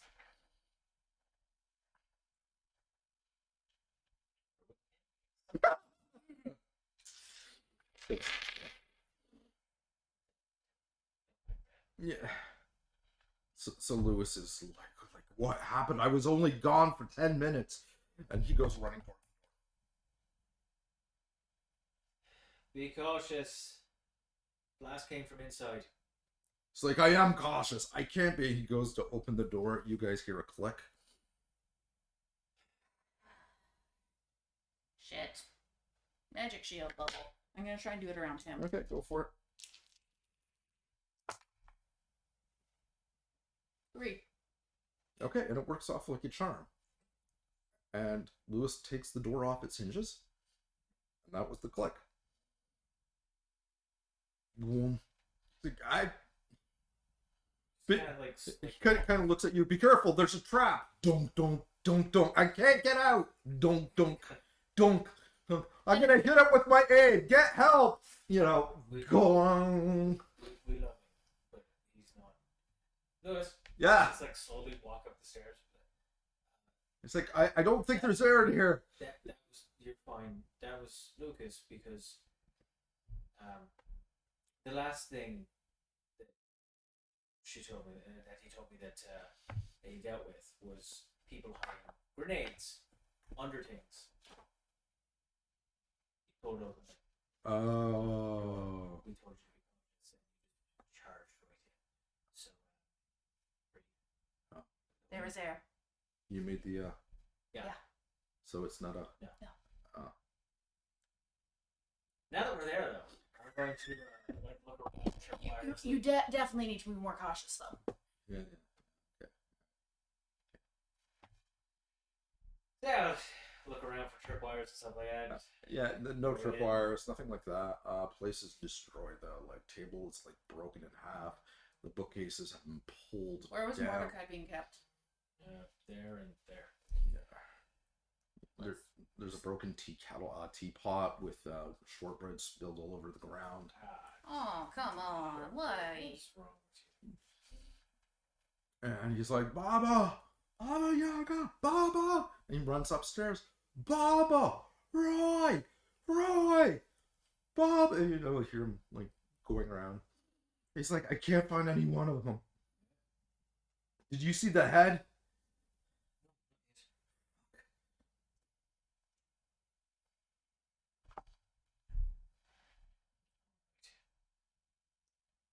Body? Anything?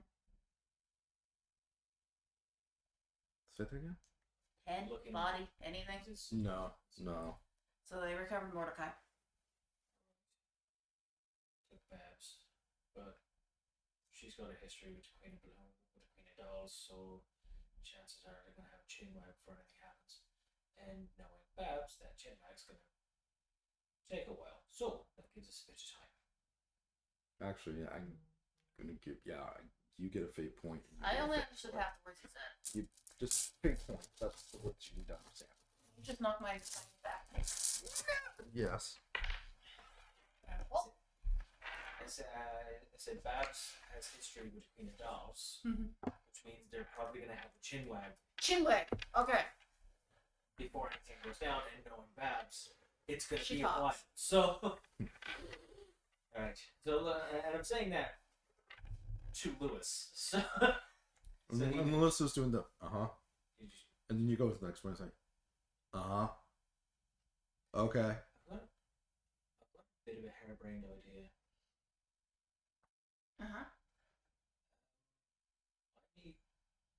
We need an audience with a high-ranking member of the Blades and the Roses.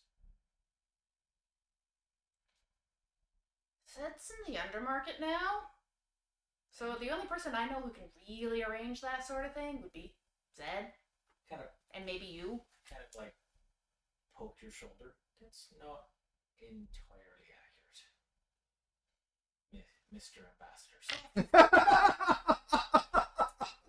Just saying. The Wait, teapot. did you touch my skin? You're wearing clothes. Yeah. Yeah, well, yeah. No, I'm not No, okay, touching okay. I'm just like poking the shoulder. I'm like, wait. Hold on a second. Because visibility, but yeah. Okay, just double checking. It's fine. Just kind of look over. Yeah, I know. The teapot is. But He's Well, you're holding it decently in his ranking in the hands like blades, because Babs is. So you can probably handle the blade side of it. I guess I could try talking to the roses. Why do we need an audience with them? well, it's more of a preventative measure.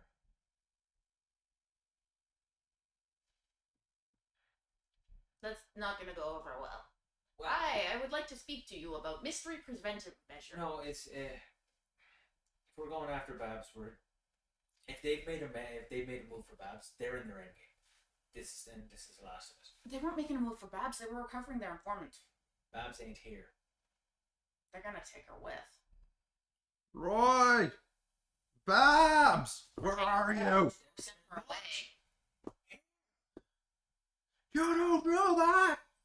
Have they answered you? No, but they could be Can in you find hiding. them? I'm working on it. Just let them. Right. Let them know. How do I even get in touch? Like, I guess, short of going all the way to the other end of town, which will take time, and I don't really want to do that. Can I just, hey, Percival, you around? Yes! I have not left your side, faithful companions! My heroic do-gooders, you have opened my eyes. The Court of Blades is truly a noble and worthy fey court to be sung and praised for their glorious deeds. I Yes. have failed you. I have judged you prematurely, and now I offer you a life debt in recompense. That's overdoing it. As does Precious. That's overdoing it. In lieu of your life debt, how about you just do us a favor, McCullough Square? Very well. Yes, Declan. We need to carry a message to the Court of Roses. Why, I'm an esteemed courier. I do it all the time. I'm very good at what I do. I am one of the most trusted, if I do say so myself. So I hear. I do. Good. We need an audience with them. We'll meet with the Blades first. You need to let them know that we're coming. The Blades? No. We'll be going to the Blades. You'll be going Go to to the Roses. I go to the Roses. Let them know that we need an audience So them being the Roses. with their higher ups. All right. Let the Roses know they need a meeting with their higher-ups. It's a secret. Just let them know that we've got a secret weapon for them. Oh, very Let- What is it? It wouldn't be a secret now, would it, if you told me. Ah, very clever. Okay, so Oh. basically it's about the Lunar Court invasion, and it's very important. Yes, Lunar Invasion. You've got a secret weapon. You want to meet with the higher-ups of the Rose Court. Yeah. And who should I say it's from? Me. Ah, yes, the young troubadour. Very well. The ambassador. The young ambassador I troubadour. got this thing. You truly are esteemed. I believed in you from the first time I realized. Percival. Yes. It's timely. Yeah. Oh, yes. Now. Squeak, squeak, squeak, squeak, squeak. I know that I was about to say goodbyes. Goodbye. Precious, every time I do it, you embarrass me publicly. I don't know the basis of a relationship. I'm walking away. There's a scampers off. He's in there. Let's. Yeah. I'm gonna go talk to the higher ups of the Blades. You coming? You're gonna keep looking. What do you want me to do? Like, this place is a mess. We can't leave it. What happens if mortals find it? What happens if the crazy wizard shows up? The one with the roller skates. What are they gonna do with an empty house? I don't know. We got stuff here. I mean, Roy's Shit, you do have stuff. got his GameCube, and Declan's got his hat, and Babs has got like the books and things. Actually. And god damn it, Declan, I told you if you're gonna do laundry, do it at your place. I'm not your maid. I'm gonna do laundry, which means you don't touch it. Yeah. God, Roy, I swear to God. He's got fur. It comes off A lot. on the inside of a shirt. Try to imagine that. Love the body death. Anyway, freaking love Lewis, actually. Beginning. No, I actually really like. Tell you what, move the house deeper into the make sure that leg is alright, and then move the house deeper into blade territory. Okay. How do I do that? Move the house. That was something that Babs did. Ask it nicely. I don't know. Alright. Right there. You are Babs' nightmare, so she can do it. Not every kid gets keys to the cars, Lucas. It looks sentient. Car got left in the driveway with the keys in it. Okay. I'll figure it out. Yeah. What's the worst that could happen? Yeah. Don't say that shit. Alright. Don't say that shit. Get in the car. Alright. In the car, being driven away. Driving away. Alright. You see the house kind of So- slowly lurching up in the background. Got it. So Yeah. which side is your which you guys are relatively high up, so which thing do you answer to? Oh, I mean, the last thing that I had any business with was Scotty, but I don't know to You don't know. get a hold of it. I mean, there's always going into the sleep. I don't know what that is. Okay, so you know how the roses have the tree? Right. We got something else. Okay then. So if you head to the old abandoned zoo, Got it. What down into? Okay, so you guys start going to the and as you get deeper into it, it's gonna get colder. So So as you're actually describing this, we did the segue shot, so you actually hear the voiceover of Lucas talking. So you gotta go to the old abandoned zoo. He's doing the thing, which is like through the sketchiest sketch of this part, like was nice like maybe 100 years ago. So you kind of pull in like Fantastic. it's been broken down, vandalized. You can see the drug paraphernalia hanging around. Great. You're slowly pulling out. We can get hepatitis. You- We're putting that off. You see a couple of the turn your sight on. you see a couple of the local gang members kind of leaning against there, like giving you the "we're not doing anything, doing something" kind of look at you, and Yeah, don't care. and they're packing heat. Like it's not like pistols; they're packing like automatics.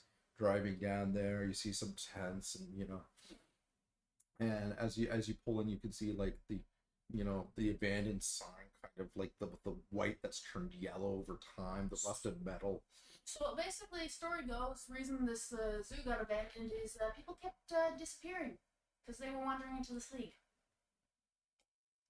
And there's a lot of nasty weather and random fae that may or may not be someone you want to talk to. Wonderful. So it's a bit of a journey. So, have you been in the sleep before? I have heard stories. So you're basing this on stories. Good for you. Okay, so I'll just keep driving. Let's. I mean, I'm relatively new, but So, I've Stories, had to deal with stories, moths. got it. Yeah. So, you pull into the parking lot, like right in front of the place, and it's got the big cartoon zebra sign that's like coated in rust, has fallen to one side, and the one eyeball is kind of hanging out from a spring, and the wind is kind of blowing. You guys walk in, you can see the animatronic cartoon mascots that have long stopped moving. It's kind of growing out of them. I will Turn on the destroy- site. I will destroy those. Even if they're not animated. I'm just. I'm just checking to see if they, actually might be animated in magic. Because that seems like the kind of thing I would expect. They are not animated. They are not. So they're actually just old dead mortal shit. Okay. Yeah. So supposedly, like, we got a lot of signposts with instructions, but you gotta actually survive the trip. It's as much of a defense system as it is a.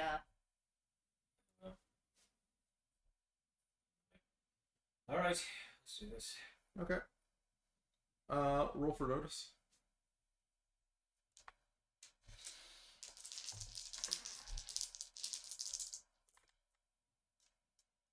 I rolled my base notice. My base I notice. rolled a 1. Two. 2. You kind of take a look around, and it's very much a forgotten petting zoo, regular zoo. We all seen those pictures of abandoned amusement parks.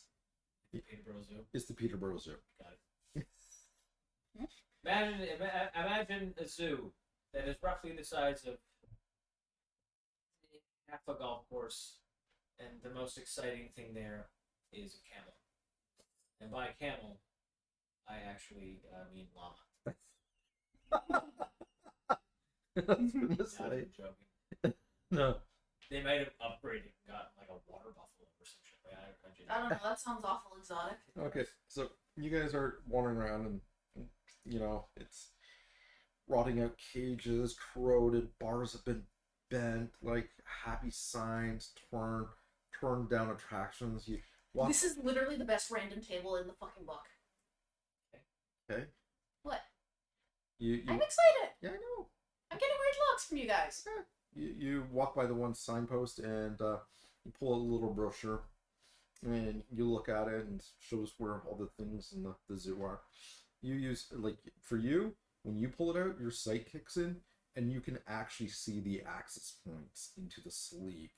It's sort of like they're written in like ultraviolet paint comparatively with a black light for you. There's also just, light script. Yeah, I know there is. Okay, well, Okay. Okay. Alright, we're here. Yup. There's an access point over here. Is that the best access point you can use that we want to see? Scotty, you said? Yeah. Okay. So go forward about Okay. an inch and a half, and then hang a left. Okay, so that puts you right in front of the water park. And by water park, I mean it was that big metal thing that sprays water out in a circle. Got it. That was it. You think they would have put a little more effort into this when it was built?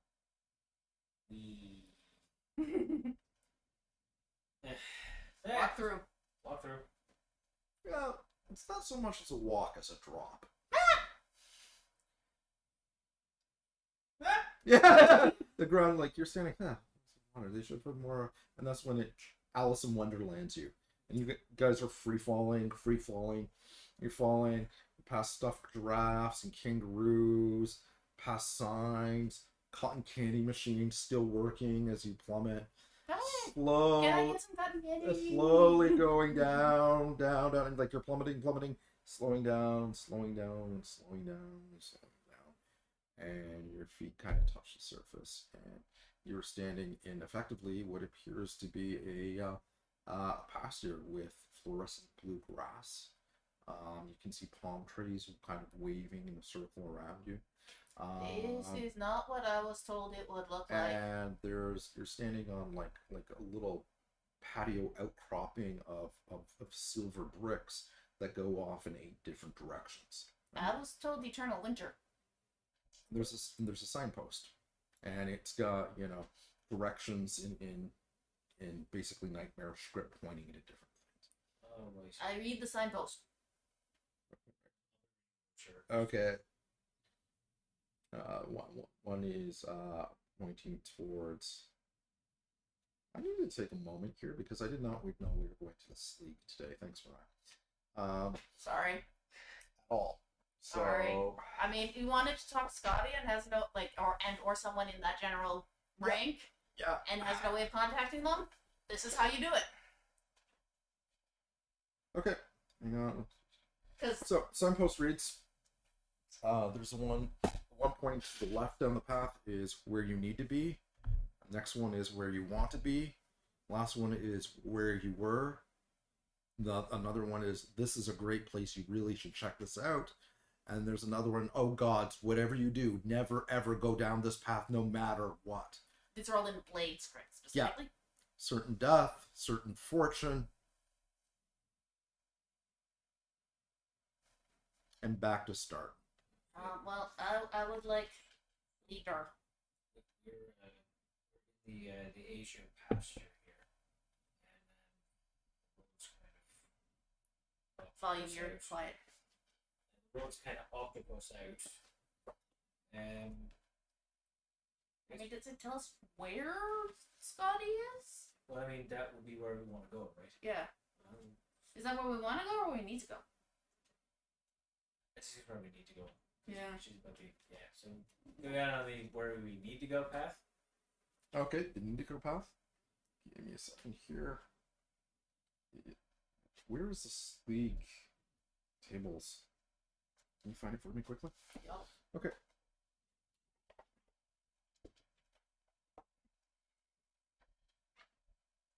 You start walking down the Indigo path. As you step onto that path, all the other paths just kind of fold up and disappear. Thank you.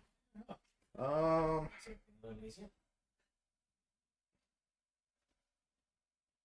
Okay, so I gotta roll some dice. This is completely D8, D12, D6. This is completely. I was not expecting this. Sorry? D12. No, you're not. No, Well, you're right. You're not. Hence the question mark arms and the question mark voice.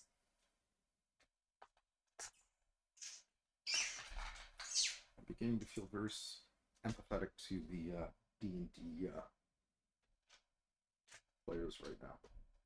Your friend's crew? No, everyone who's ever played D&D. So here we go. Yeah. Okay. Uh-huh.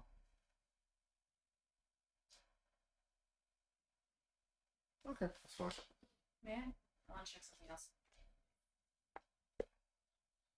So you start following the path, and you start feeling snow coming down. It starts getting really cold really quickly.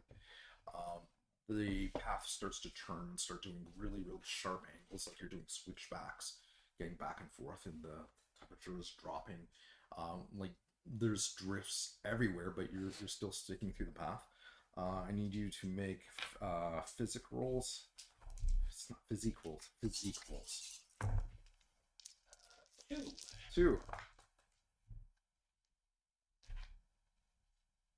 Keeping in mind this was actually written for the Rose Yeah, I Court, so know. the blades will I have know. a boost against I the know. other shit.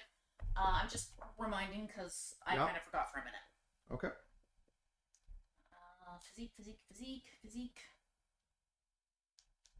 -2. I am a blade. I would like to give you a Benny for that and reroll. All right.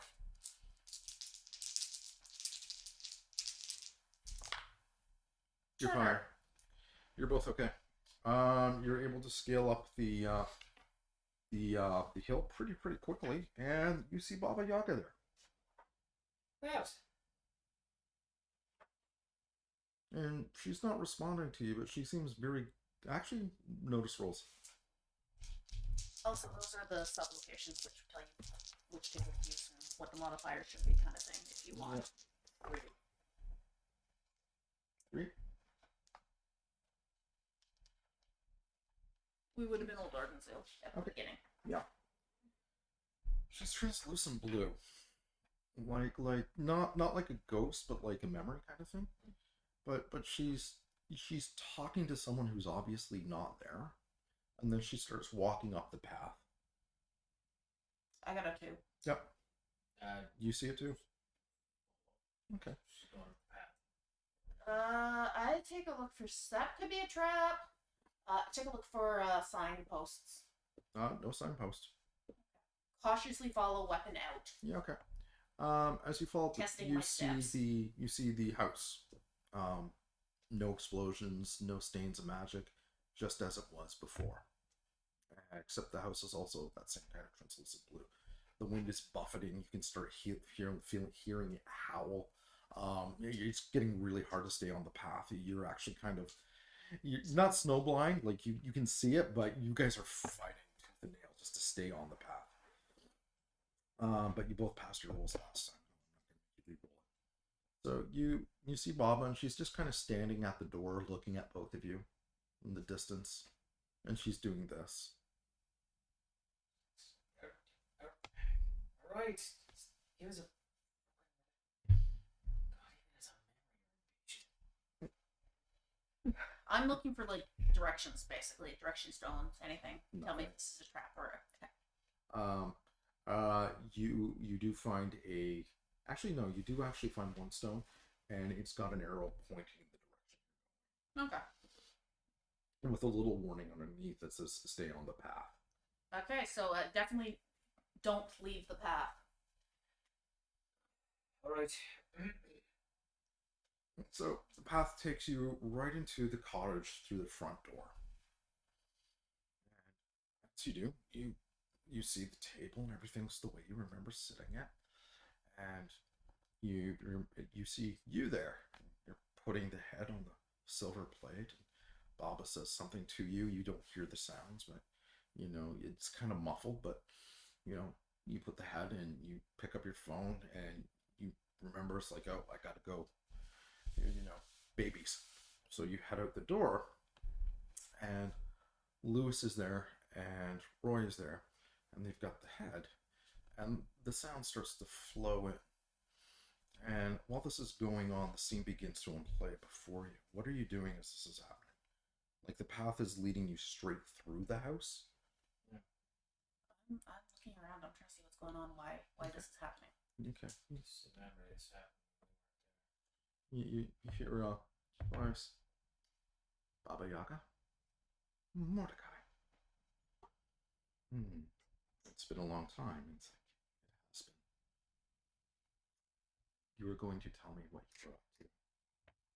You're going to stop you. You won't. We've already won. Oh, really? Really? Oh, please, Baba, don't be coy. The filth have been crushed in their own sewers by this matron spider, you know this. The roses are besieged by the queen of dolls, by Daffodil and the others. They have no idea which way is up, and even the blades are being cowed right now as we speak. Everything has gone according to plan. You have to admit, it's all your allies, all your friends, everyone who you could call to for help, you are alone. Just like we were when you pushed us out. Revenge, Mordecai? Really? This is just about revenge? That's it? That's it. Oh, Mordecai, I thought you were made of sterner stuff. It's like, you'll see. I'm afraid, Mordecai, it's you who need to see. Everything is not going according to plan. I've been listening to Declan and Lucas. You were planning on Declan being the one who is compassionless and cruel and jaded, and he's turned out to be very giving and understanding and quite intelligent. Tell me, how many of your webs did that tangle up? And you just see his face like he's doing the you're right. And you expected what? Lucas, the poor boy, to be meek and mild and stand by waiting for other people's attention? He decapitated 2 of your members just to, how do the young people say, make sure? I admit there were some oversights. People talk, Mordecai. I know how your council operates. They're talking about you right now. They're whispering because they smell blood. And it's yours. You have to show them something. Because it's not going according to plan. Because if it was, we wouldn't be talking right now. Tea. Oh, thank you, Bob. Yes, please. If you don't mind, could you move it a little? Ah, yes, sir. So, is this what you come to? Come to say goodbye or do a great reveal? Oh, no, Bob. I have not come to do that at all. You mistake me. I'm actually here on business, not pleasure. Really? So, tell me, how is the great Lunar Council, which was driven to the furthest reaches of Louisiana, New Orleans, as far as possibly could be, what is this great scheme they are going to do, and how are you going to accomplish it in your current state? It's like, well, it's true. I should have quit while I was ahead. Oh, I see what you did there. Yeah. But I will answer you. It's a very simple answer. I plan on accomplishing it by betrayal. this is your cue. And that's when you see Lewis jab Baba Yaga from behind, and she with this sewing needle, and it's like she's just absorbed into the needle, and this glass sphere appears behind her. And Lewis picks it up, examines it, thank you so much, takes the head under his arm, and puts the ball down for a second. You told me to do the thing. Picks up the phone.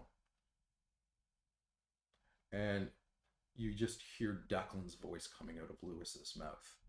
And it's just, hey, Lewis, it's Declan. I'm here with Lucas. We're at the sanatorium. I need to pick up in 15. Yeah, I just got the car from Baba. The sanatorium, that's on the other side. Do you really need me? I mean, shouldn't somebody be here just in case? No, it's fine. It's fine. I've got this. Oh, okay. Oh, I'll be there to pick you up in a bit.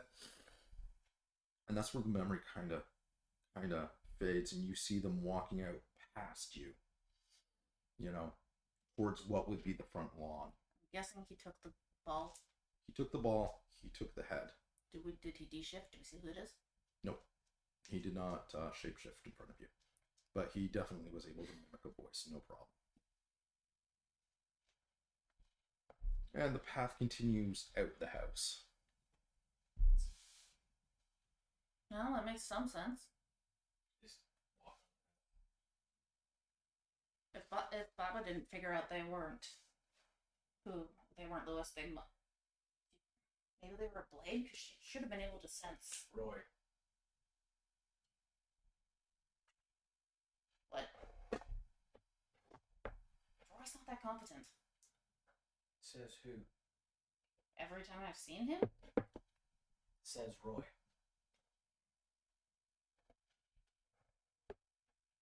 Okay, but he showed up damn near dead. Damn near. It could be a different changeling. It could be. I'm genuinely hoping, but a different changeling in Baba's house when she's having tea. Not normal? Shite. Okay. If she didn't sense it, she can sense her kids. If she sensed one of her kids behind her, she wouldn't think anything else. Why bother shifting into Lewis then? Can Roy do voices? Touche. Fair.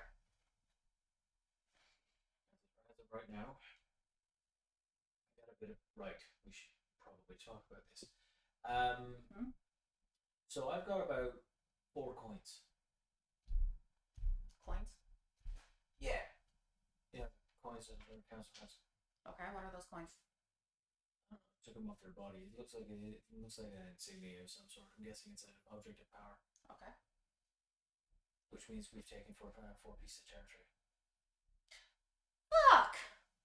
So I'm planning on giving 2 of them and 2 of them to the blades, 2 of them to the roses. Gives us more territory to draw power from. If they work like that. If they work like that, but I mean, okay, why not? Yeah. Okay. Damn it. Wind's starting to Didn't pick look up again. coins on- And you start seeing the path getting covered up by snow behind you, the way you came up. Drifts are beginning to consume it. And the stone path goes through the house, and it kind of starts skirting down the hill. Like these large outcroppings of ice and by the way, the bone, roughly the size of trees, kind of sticking out. it's welcoming. From what I've been told, the stay on the path advice is kind of for everywhere, not just. Got it. Okay. So following the path, I'm guessing? Yep. Okay, you start heading down the path. And as you get closer, both throw notice rolls.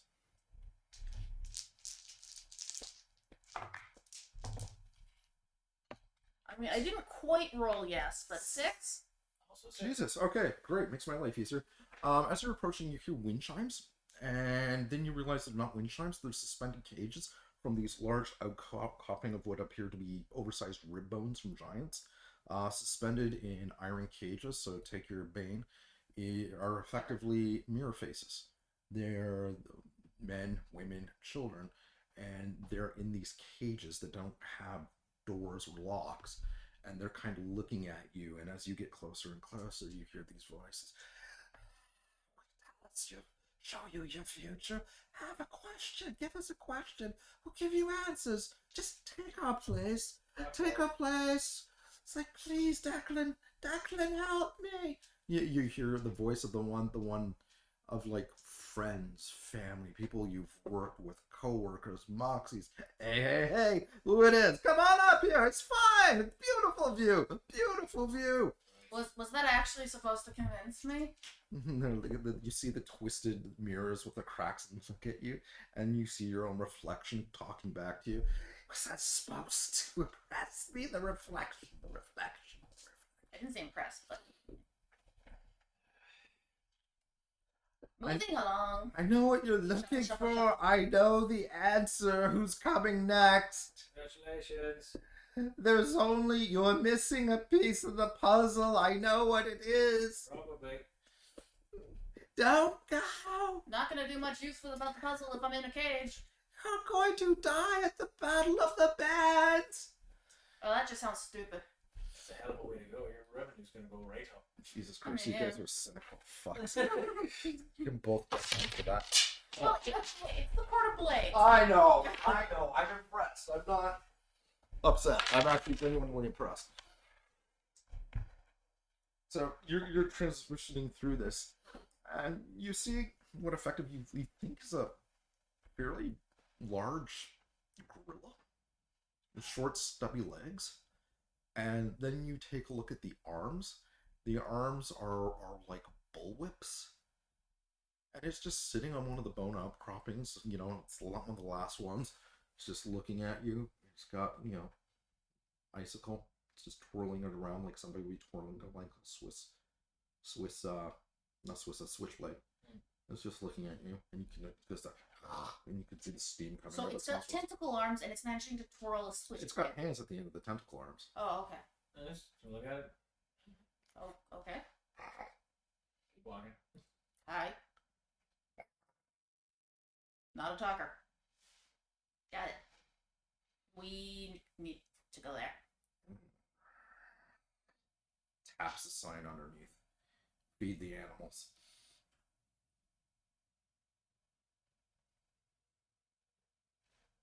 Did you bring food? I brought liquid courage. Okay, because that's kind of, that was more my, I was really hoping shaming you'd too. forget about that. Hand kind of snakes down and picks up the flask. You hear it.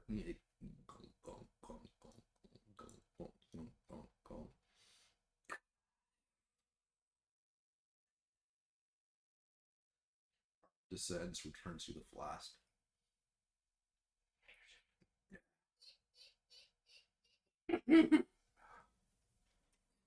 the Much, gorilla tentacle monster off of it. much obliged. It's been a while since I was come through here. Yeah, it's not the most cheery place. It's not. You're better off than those ones. Kind of points down where you're going. There's about 40 different skeletons, each one impaled with icicles, different sizes. Like 2 are mounted like pixies that were like nailed with like sniper shots. Others are like somebody logged one that was probably the size of a table through another's torso. Didn't read the instructions, did they? No, not a single one of them. I know. I feel bad. I mean, you two look pretty spry. I could have used the extras, but man, I haven't felt warm in a long time. Careful though, it's false warmth. I know. Just got the fur for. Not an idiot. True. Right. Yeah. Cheers. Whoa, whoa, whoa, whoa, whoa, whoa, whoa, whoa, whoa, whoa, whoa, whoa, whoa. Yes. You guys don't have coats. Coach. Where are the coach? Not this kind. And he kind of points up ahead, and you see the snow just like collapsing in itself. You see the drifts getting larger. You also see what appears to be the back of some kind of serpent where the scales are ice, kind of full out of one of the drifts and back down into another one. You're gonna need something a little bit more. Huh. First time here. Stories do not don't cut it. It's like you see that idiot, and you see like a figure like kind of on the path. Vaguely. Mm-hmm. Yeah, you see, and you actually see him go off the path. That's when you see the snowdrift kind of part, and these long serrated teeth. Each one is probably about 8 feet long, coming up, and there's a sound like the earth shaking as the mouth just closes. The guy like casts some kind of red spell, and you can see flames coming out. This thing does not care. He just pulls it back down. The tail flips up, and there's literally enough snow that gets thrown up to bury a city block. Giant snow snake? Right. So, No, it's a mama snowflake. Snow snake. so Huh. coat. Cool. Yeah. Your size 14, neck 17. You sends with a measuring tape, just the arms, taking measurements. Takes you. Oh, you're kind of lanky. Pulls up an arm. All right, we can do that. I think I got what you need. And you see these 2 arms just kind of descend around you. One's got like a jacket perfect for you, but the fur on your jackets are like its fur. Yeah. So made it myself. Top quality. Thanks. It's warm. Yeah. Nice. Yeah. Right. Also masks your scent. Thank you. You're welcome. Appreciate it. Because you two Good stink. idea. I mean, Smell like people. Yeah. People are the worst. Yeah, we are. nightmares. Yeah, we still kind of do. Right. Well, thank you very much. Yeah. Or you better hurry. Storm's coming. Here. Yeah. Okay. Pick up the pace a little bit. Not running. but Duly like- noticed. Okay. Picking up the pace. Picking up the pace. If that's not storm here, I'm worried. You eventually, both of you make athletics rolls, please and thank you. Shuffling faster. -1. Fuck you, dice. Hold on a second.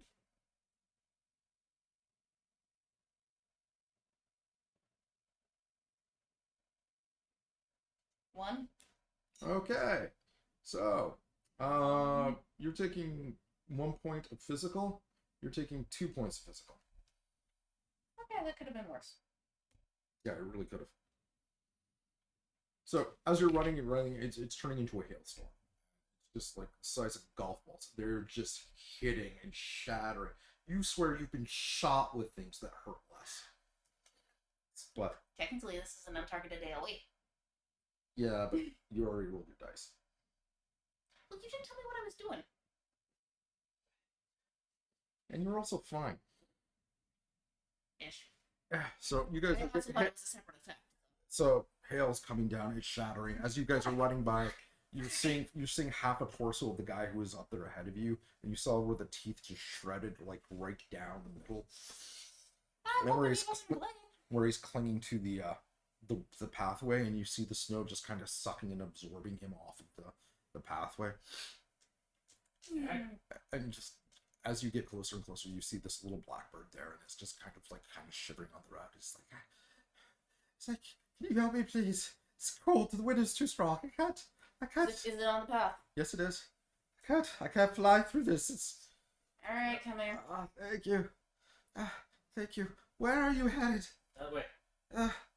As am I. Who are you? Tobias. Nice. Tobias the Raven. Pleasure to meet you, sir. Gentlemen. Thank you so much. Thank you so much. Please. It's just sick. I was trying to fly overhead, and I didn't know the path extended up as well as out. I thought I'd take a shortcut. It was the worst thing I ever did. And the storm is coming. Who do you work for, Twice? Oh, I don't wish to brag or give away my position, but you probably haven't heard of them. Twice. Hmm. I'll stop that and hold him. Middle of a war. Port of Frost. And this is cold for you. Yes. Yeah. So he's kind of. So you guys are going and going and going. So what are you doing here then? Supposed to delay deliver a message to the Thane of the Quarter Blades. Which one? I'm not at liberty to discuss it except with them. Which thing? Because that's going to affect where you're going. I know. I said I'm not at liberty to discuss it. You Only can't with tell them. them who the message is for. I cannot because it is not for you. That makes no sense, but fine. You guys both hear a sound like thunder. Roll notice. I did not stop walking as talking. Just No, pointed you that guys are still moving. out. Okay. Well, it was loud thunder. Yeah. Like a -1. Okay, God. I got a 3. I think. I got my base notice. Although other times I'm kind of happy that's when I rolled the negative.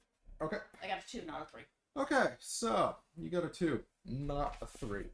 Yup. So you took a look around, and you swear that you only see one twister directly behind you. And it is just like the snow is just doing the centrifugal thing. It is one of those ones that you see in like horror movies where it's picking up cows, tearing up. It's like, I think it was a class F5. They were called like the Fingers of God. Yeah. Because they just remove anything they go near. Oh, lucky. And it is Hail tornado. pulling up the slope. Like that the way you came is the way it's coming from. So it's effectively chasing you, and it is literally ripping up the landscape behind you. Right. So Moving faster. And as you start running, you come to a little bit of a difficulty because the path branches in 3 different directions. Signposts? Yep, each signpost is giving you the same information. This is the way. Doesn't matter where we go. Right. I could just go for the dead ahead one. So Okay. So you're going for the dead ahead one. If they're all the way, then I figure where you're going. why bother turning? Makes sense. All right.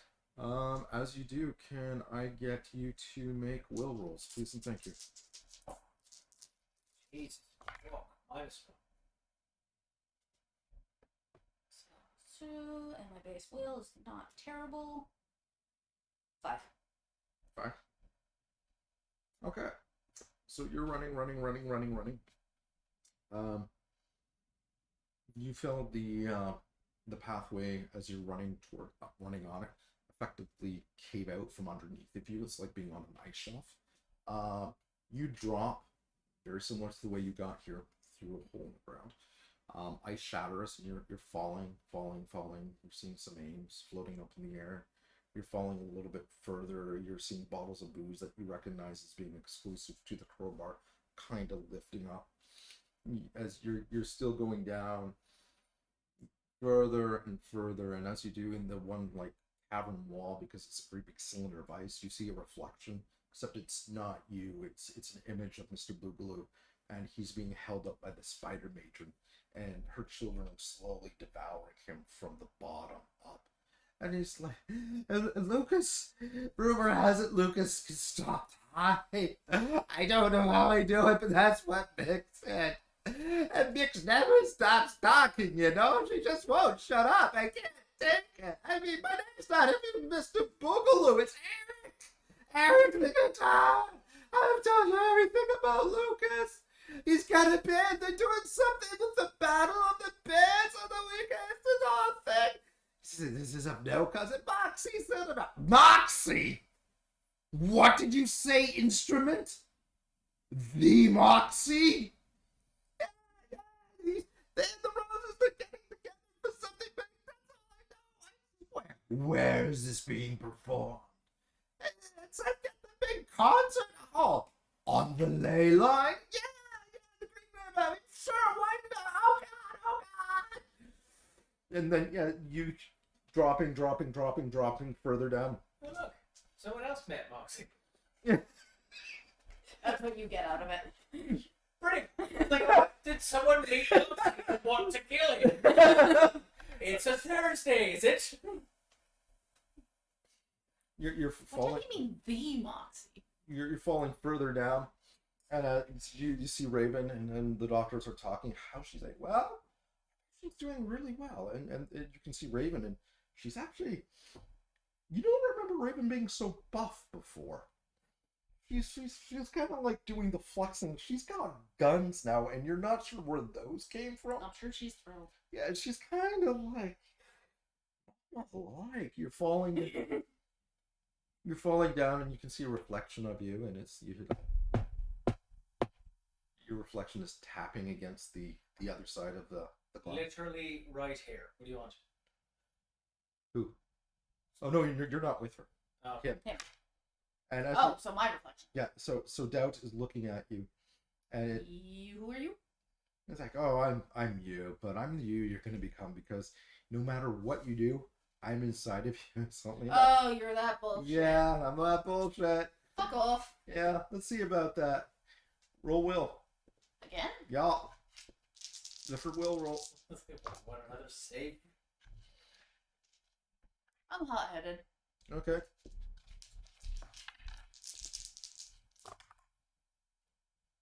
Well, neutral's better than negative. What do you got? 3. You feel your right hand clench up and pull back, and is about to hit yourself right in the face, and it stops. You're like, no, No. nice try. No, my body, my rules.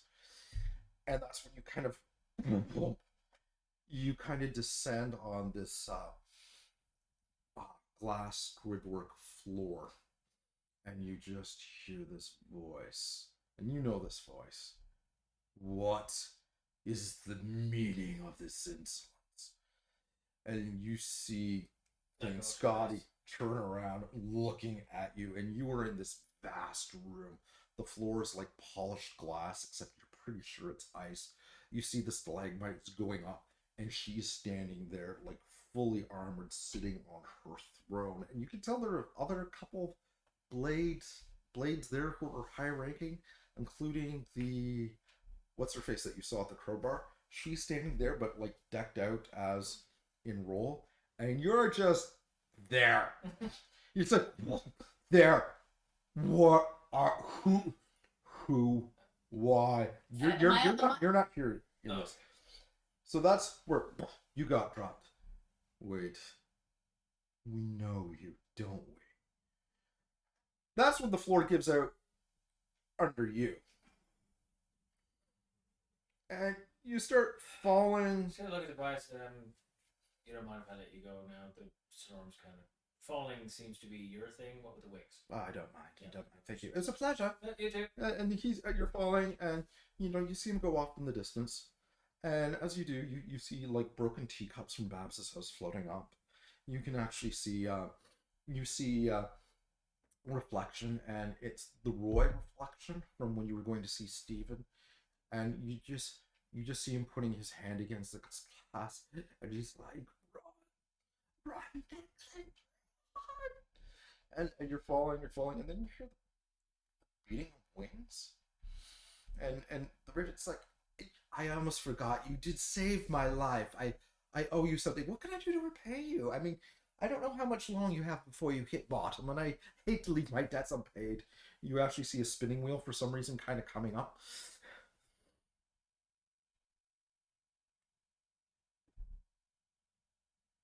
Help us take down the Lunar Council. We'll call it square.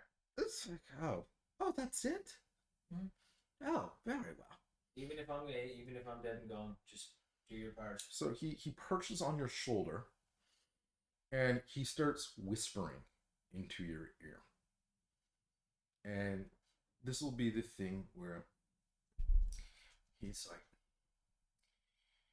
this would be the kind of thing where if it were TV, it would be, there'd be no sound coming up, and you'd have like that beautiful reaction of, He's like, it's all been employed at this moment. The Lunar Council is missing their ruling last member. They lost him. The Blades just didn't push the Lunar Council out. They took the most powerful member who was able to control everyone, and they imprisoned him in a very deep, dark sleep. But he doesn't know he was asleep. He was trapped in this dream, you see. A dream when he was still a child, visiting a favorite uncle to be read from a book. But the book is almost finished and he's almost awake, and when he comes, he will come back with the power of all the members of the Lunar Council, and no court will be able to stop him. That time is coming close. They're seeking to return the 12th member to their rightful position in Arden City. This is what I have been told, and all the rumors that I have been shared with. So, let me get this straight. The High King, for lack of a better description, of the Lunar Council has been sleeping Yes. in Arden City Yes. this entire time. Yes. That's what this entire thing is about. I don't know what the entire thing is about, but this is what my stories have told me. Well, thus it kind of makes sense. Thus far, they've all been kind of like stepping on each other's toes, at each other's throats, even with Mordecai kind of trying to direct things. So, with one single will behind them, it would make sense that They pushed out the council, they kept him here, so the council will have no leadership. right. You know who this person is? Yes. Is that one of those things you can't tell me? No, I can perfectly tell you. You Is did it- save my life. And he whispers a name into you, but it's language you don't understand. It's like he's speaking words and you understand the letters, and like the fey part of your brain is trying to comprehend it, but the moral part, it's just not. But nope. Yeah. Give me. I just kind of like twitch a little bit, and like, oh, okay, no, hang on, stop talking. I'm gonna have to say, give me a lore roll, but this is gonna be a damn hard roll. Well, if you allow, instead of doing that, I'll just be like, no, that, sorry, normal nightmare probably do it. I'm sighted. Tell you what, picture him in your head. Never seen him, but I do have a rough idea of what he might look like, Sure. or at least what he thinks he looks like. Okay, so go for it. I'll try and read Tobias. So 2. 2. Okay, 2 is that your final roll? Yeah, I'll push it and go for it. Okay. Okay, so you get a image. Kid's probably 14, 16, dark hair, very andro look. Kind of remarkable in the way that they're completely not remarkable. Peak jacket, thin lips, sallow complexion, anemic looking skin, almost sickly. But then you get a view of Arden. And you see the kids stepping out and kind of looking over their shoulder at this stone cottage right in front of the condo. And then the cottage just disappears. And you see like this red flare of the kid's eyes. And it's just with this book underneath its arm. And it starts crossing the street. And it is making a beeline. You get a figure of this church that's on top of a hill in Arden. It's not a big, imposing church. It's a very small, forgotten church, at least for how he remembers it. And that's what you get. It's like, that is all I can help you. Unfortunately, my life is only worth so much, even to myself. Farewell, Declan. You too. Here's. Oh, and you hear, well, I almost forgot. Bowling balls. Look down. Bowling pins coming up, so I need you to make a dodge roll.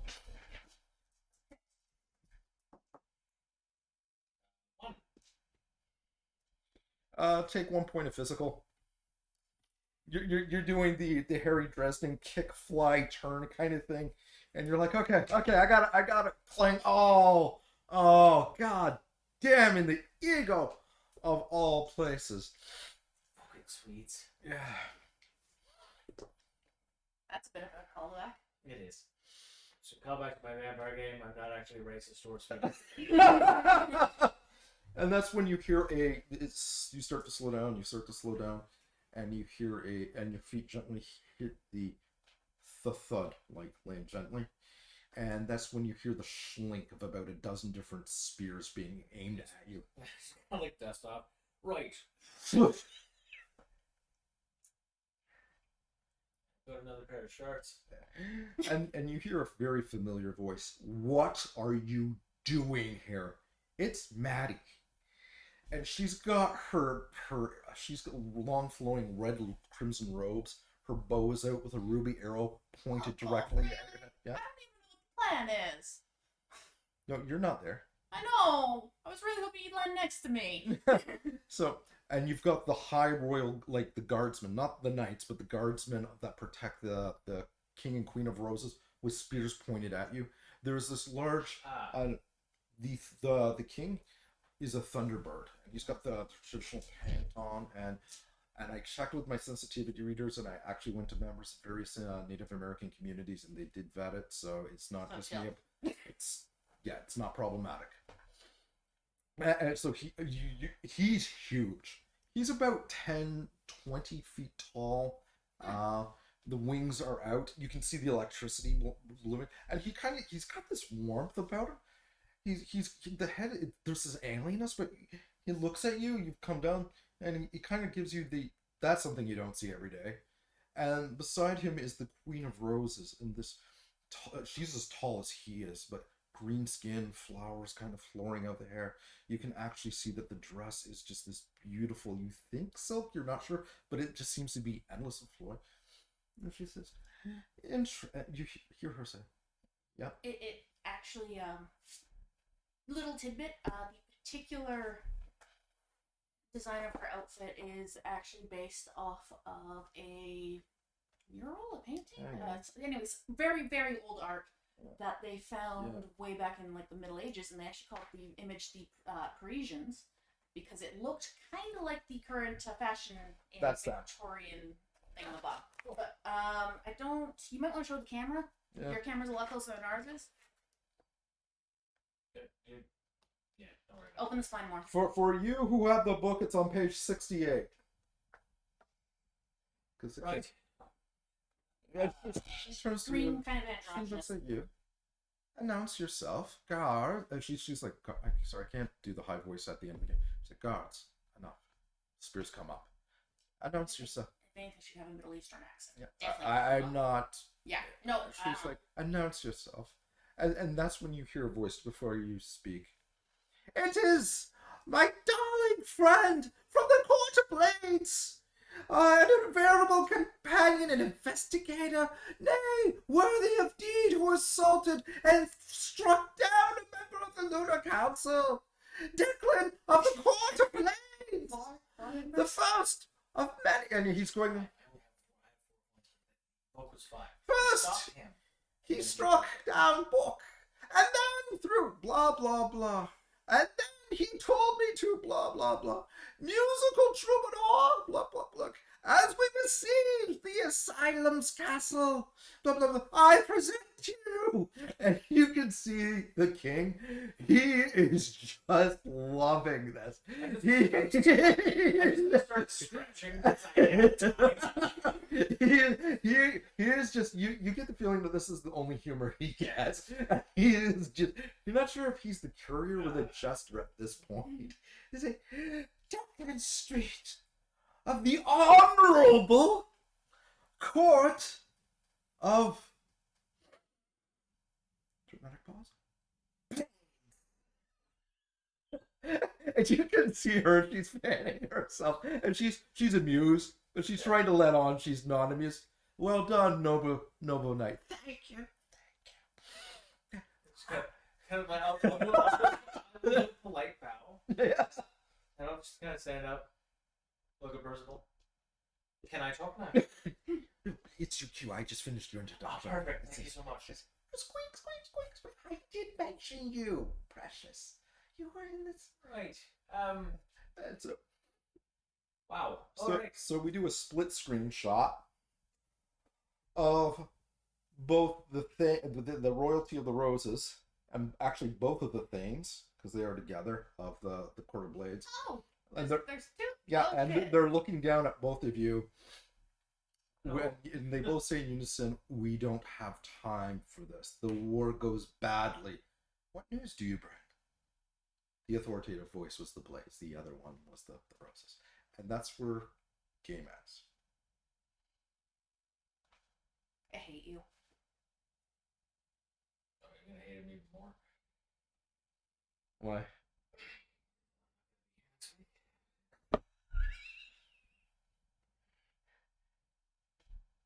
So unless you want a game on Wednesday, like Yeah, we can game on Wednesday. okay, Okay. then we can follow it up Wednesday because I'm not here for Thursday and Friday. Okay, cool. Okay. Okay, so No, major no. milestone, both of you. Yay! Major milestone. You did really well. Hope it wasn't too railroady, but We everything that we even if you considered it railroady, everything that we were on the rails for, we had set up previously. Yeah. So effectively, it was just all of the stuff kind of coming to fruition. All right. Wow.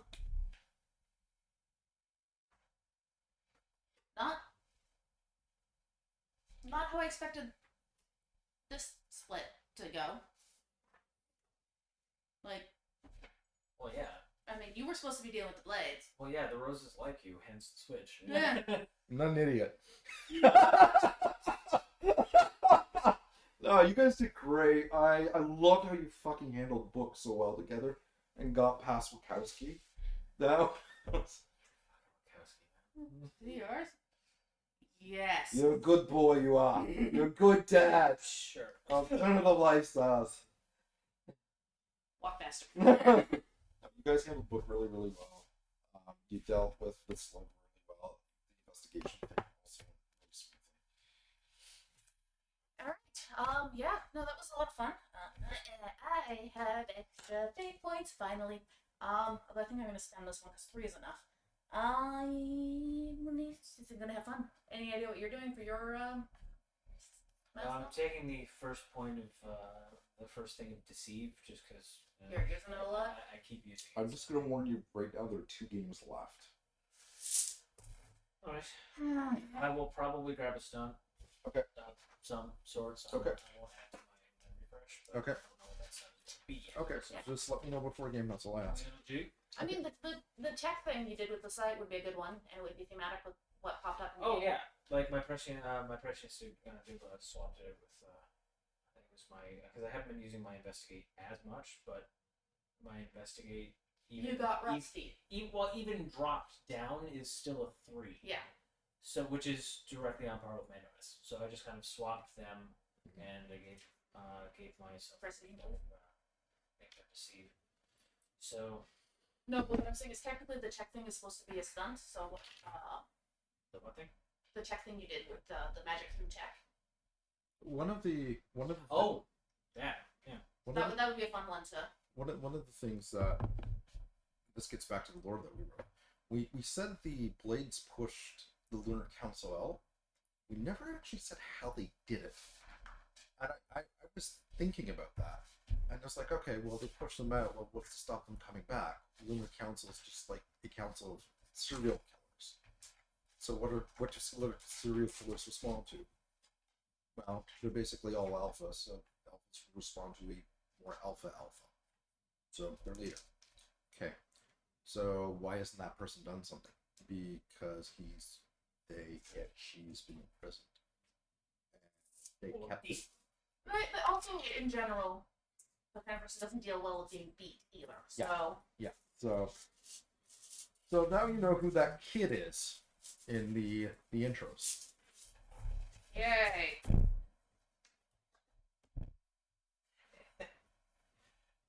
Sorry, just this picture of the story ends. The last bit of the it goes to the thing like now you know the story. Closes the door and closes the book, and the kid just I do now. And he leaves the house. Like just just shot just like Lucas. Yeah.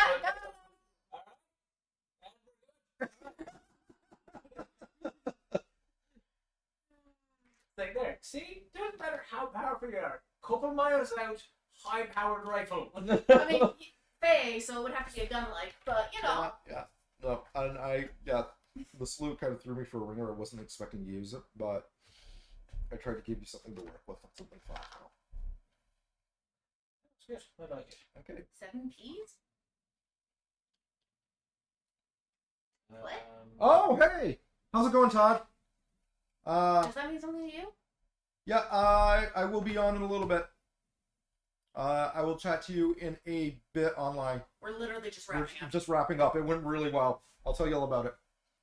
Proper planning and prevention principles. I told them about the purple orc. It was amazing. And we had to explain to Charlie that there's a fan theory that that universe's orcs have a low-level psychic ability. Yeah, I honestly, dude, I am so impressed. As a GM, I'm really proud of you, buddy. Like, really, really proud of you. That what you came up with was genius. A game wrapped up. Things are getting interesting. We're in the end game. Right. All right. Yeah. Yeah. They heard got the whole it. thing. They heard the whole thing ad nauseum. Give me about 5 minutes, okay? All right. Good job. Thank you for everyone who's watching this and joining us. Until next time. All right. Cheers. I will hit the offline button. Hold on a second. Where are you going?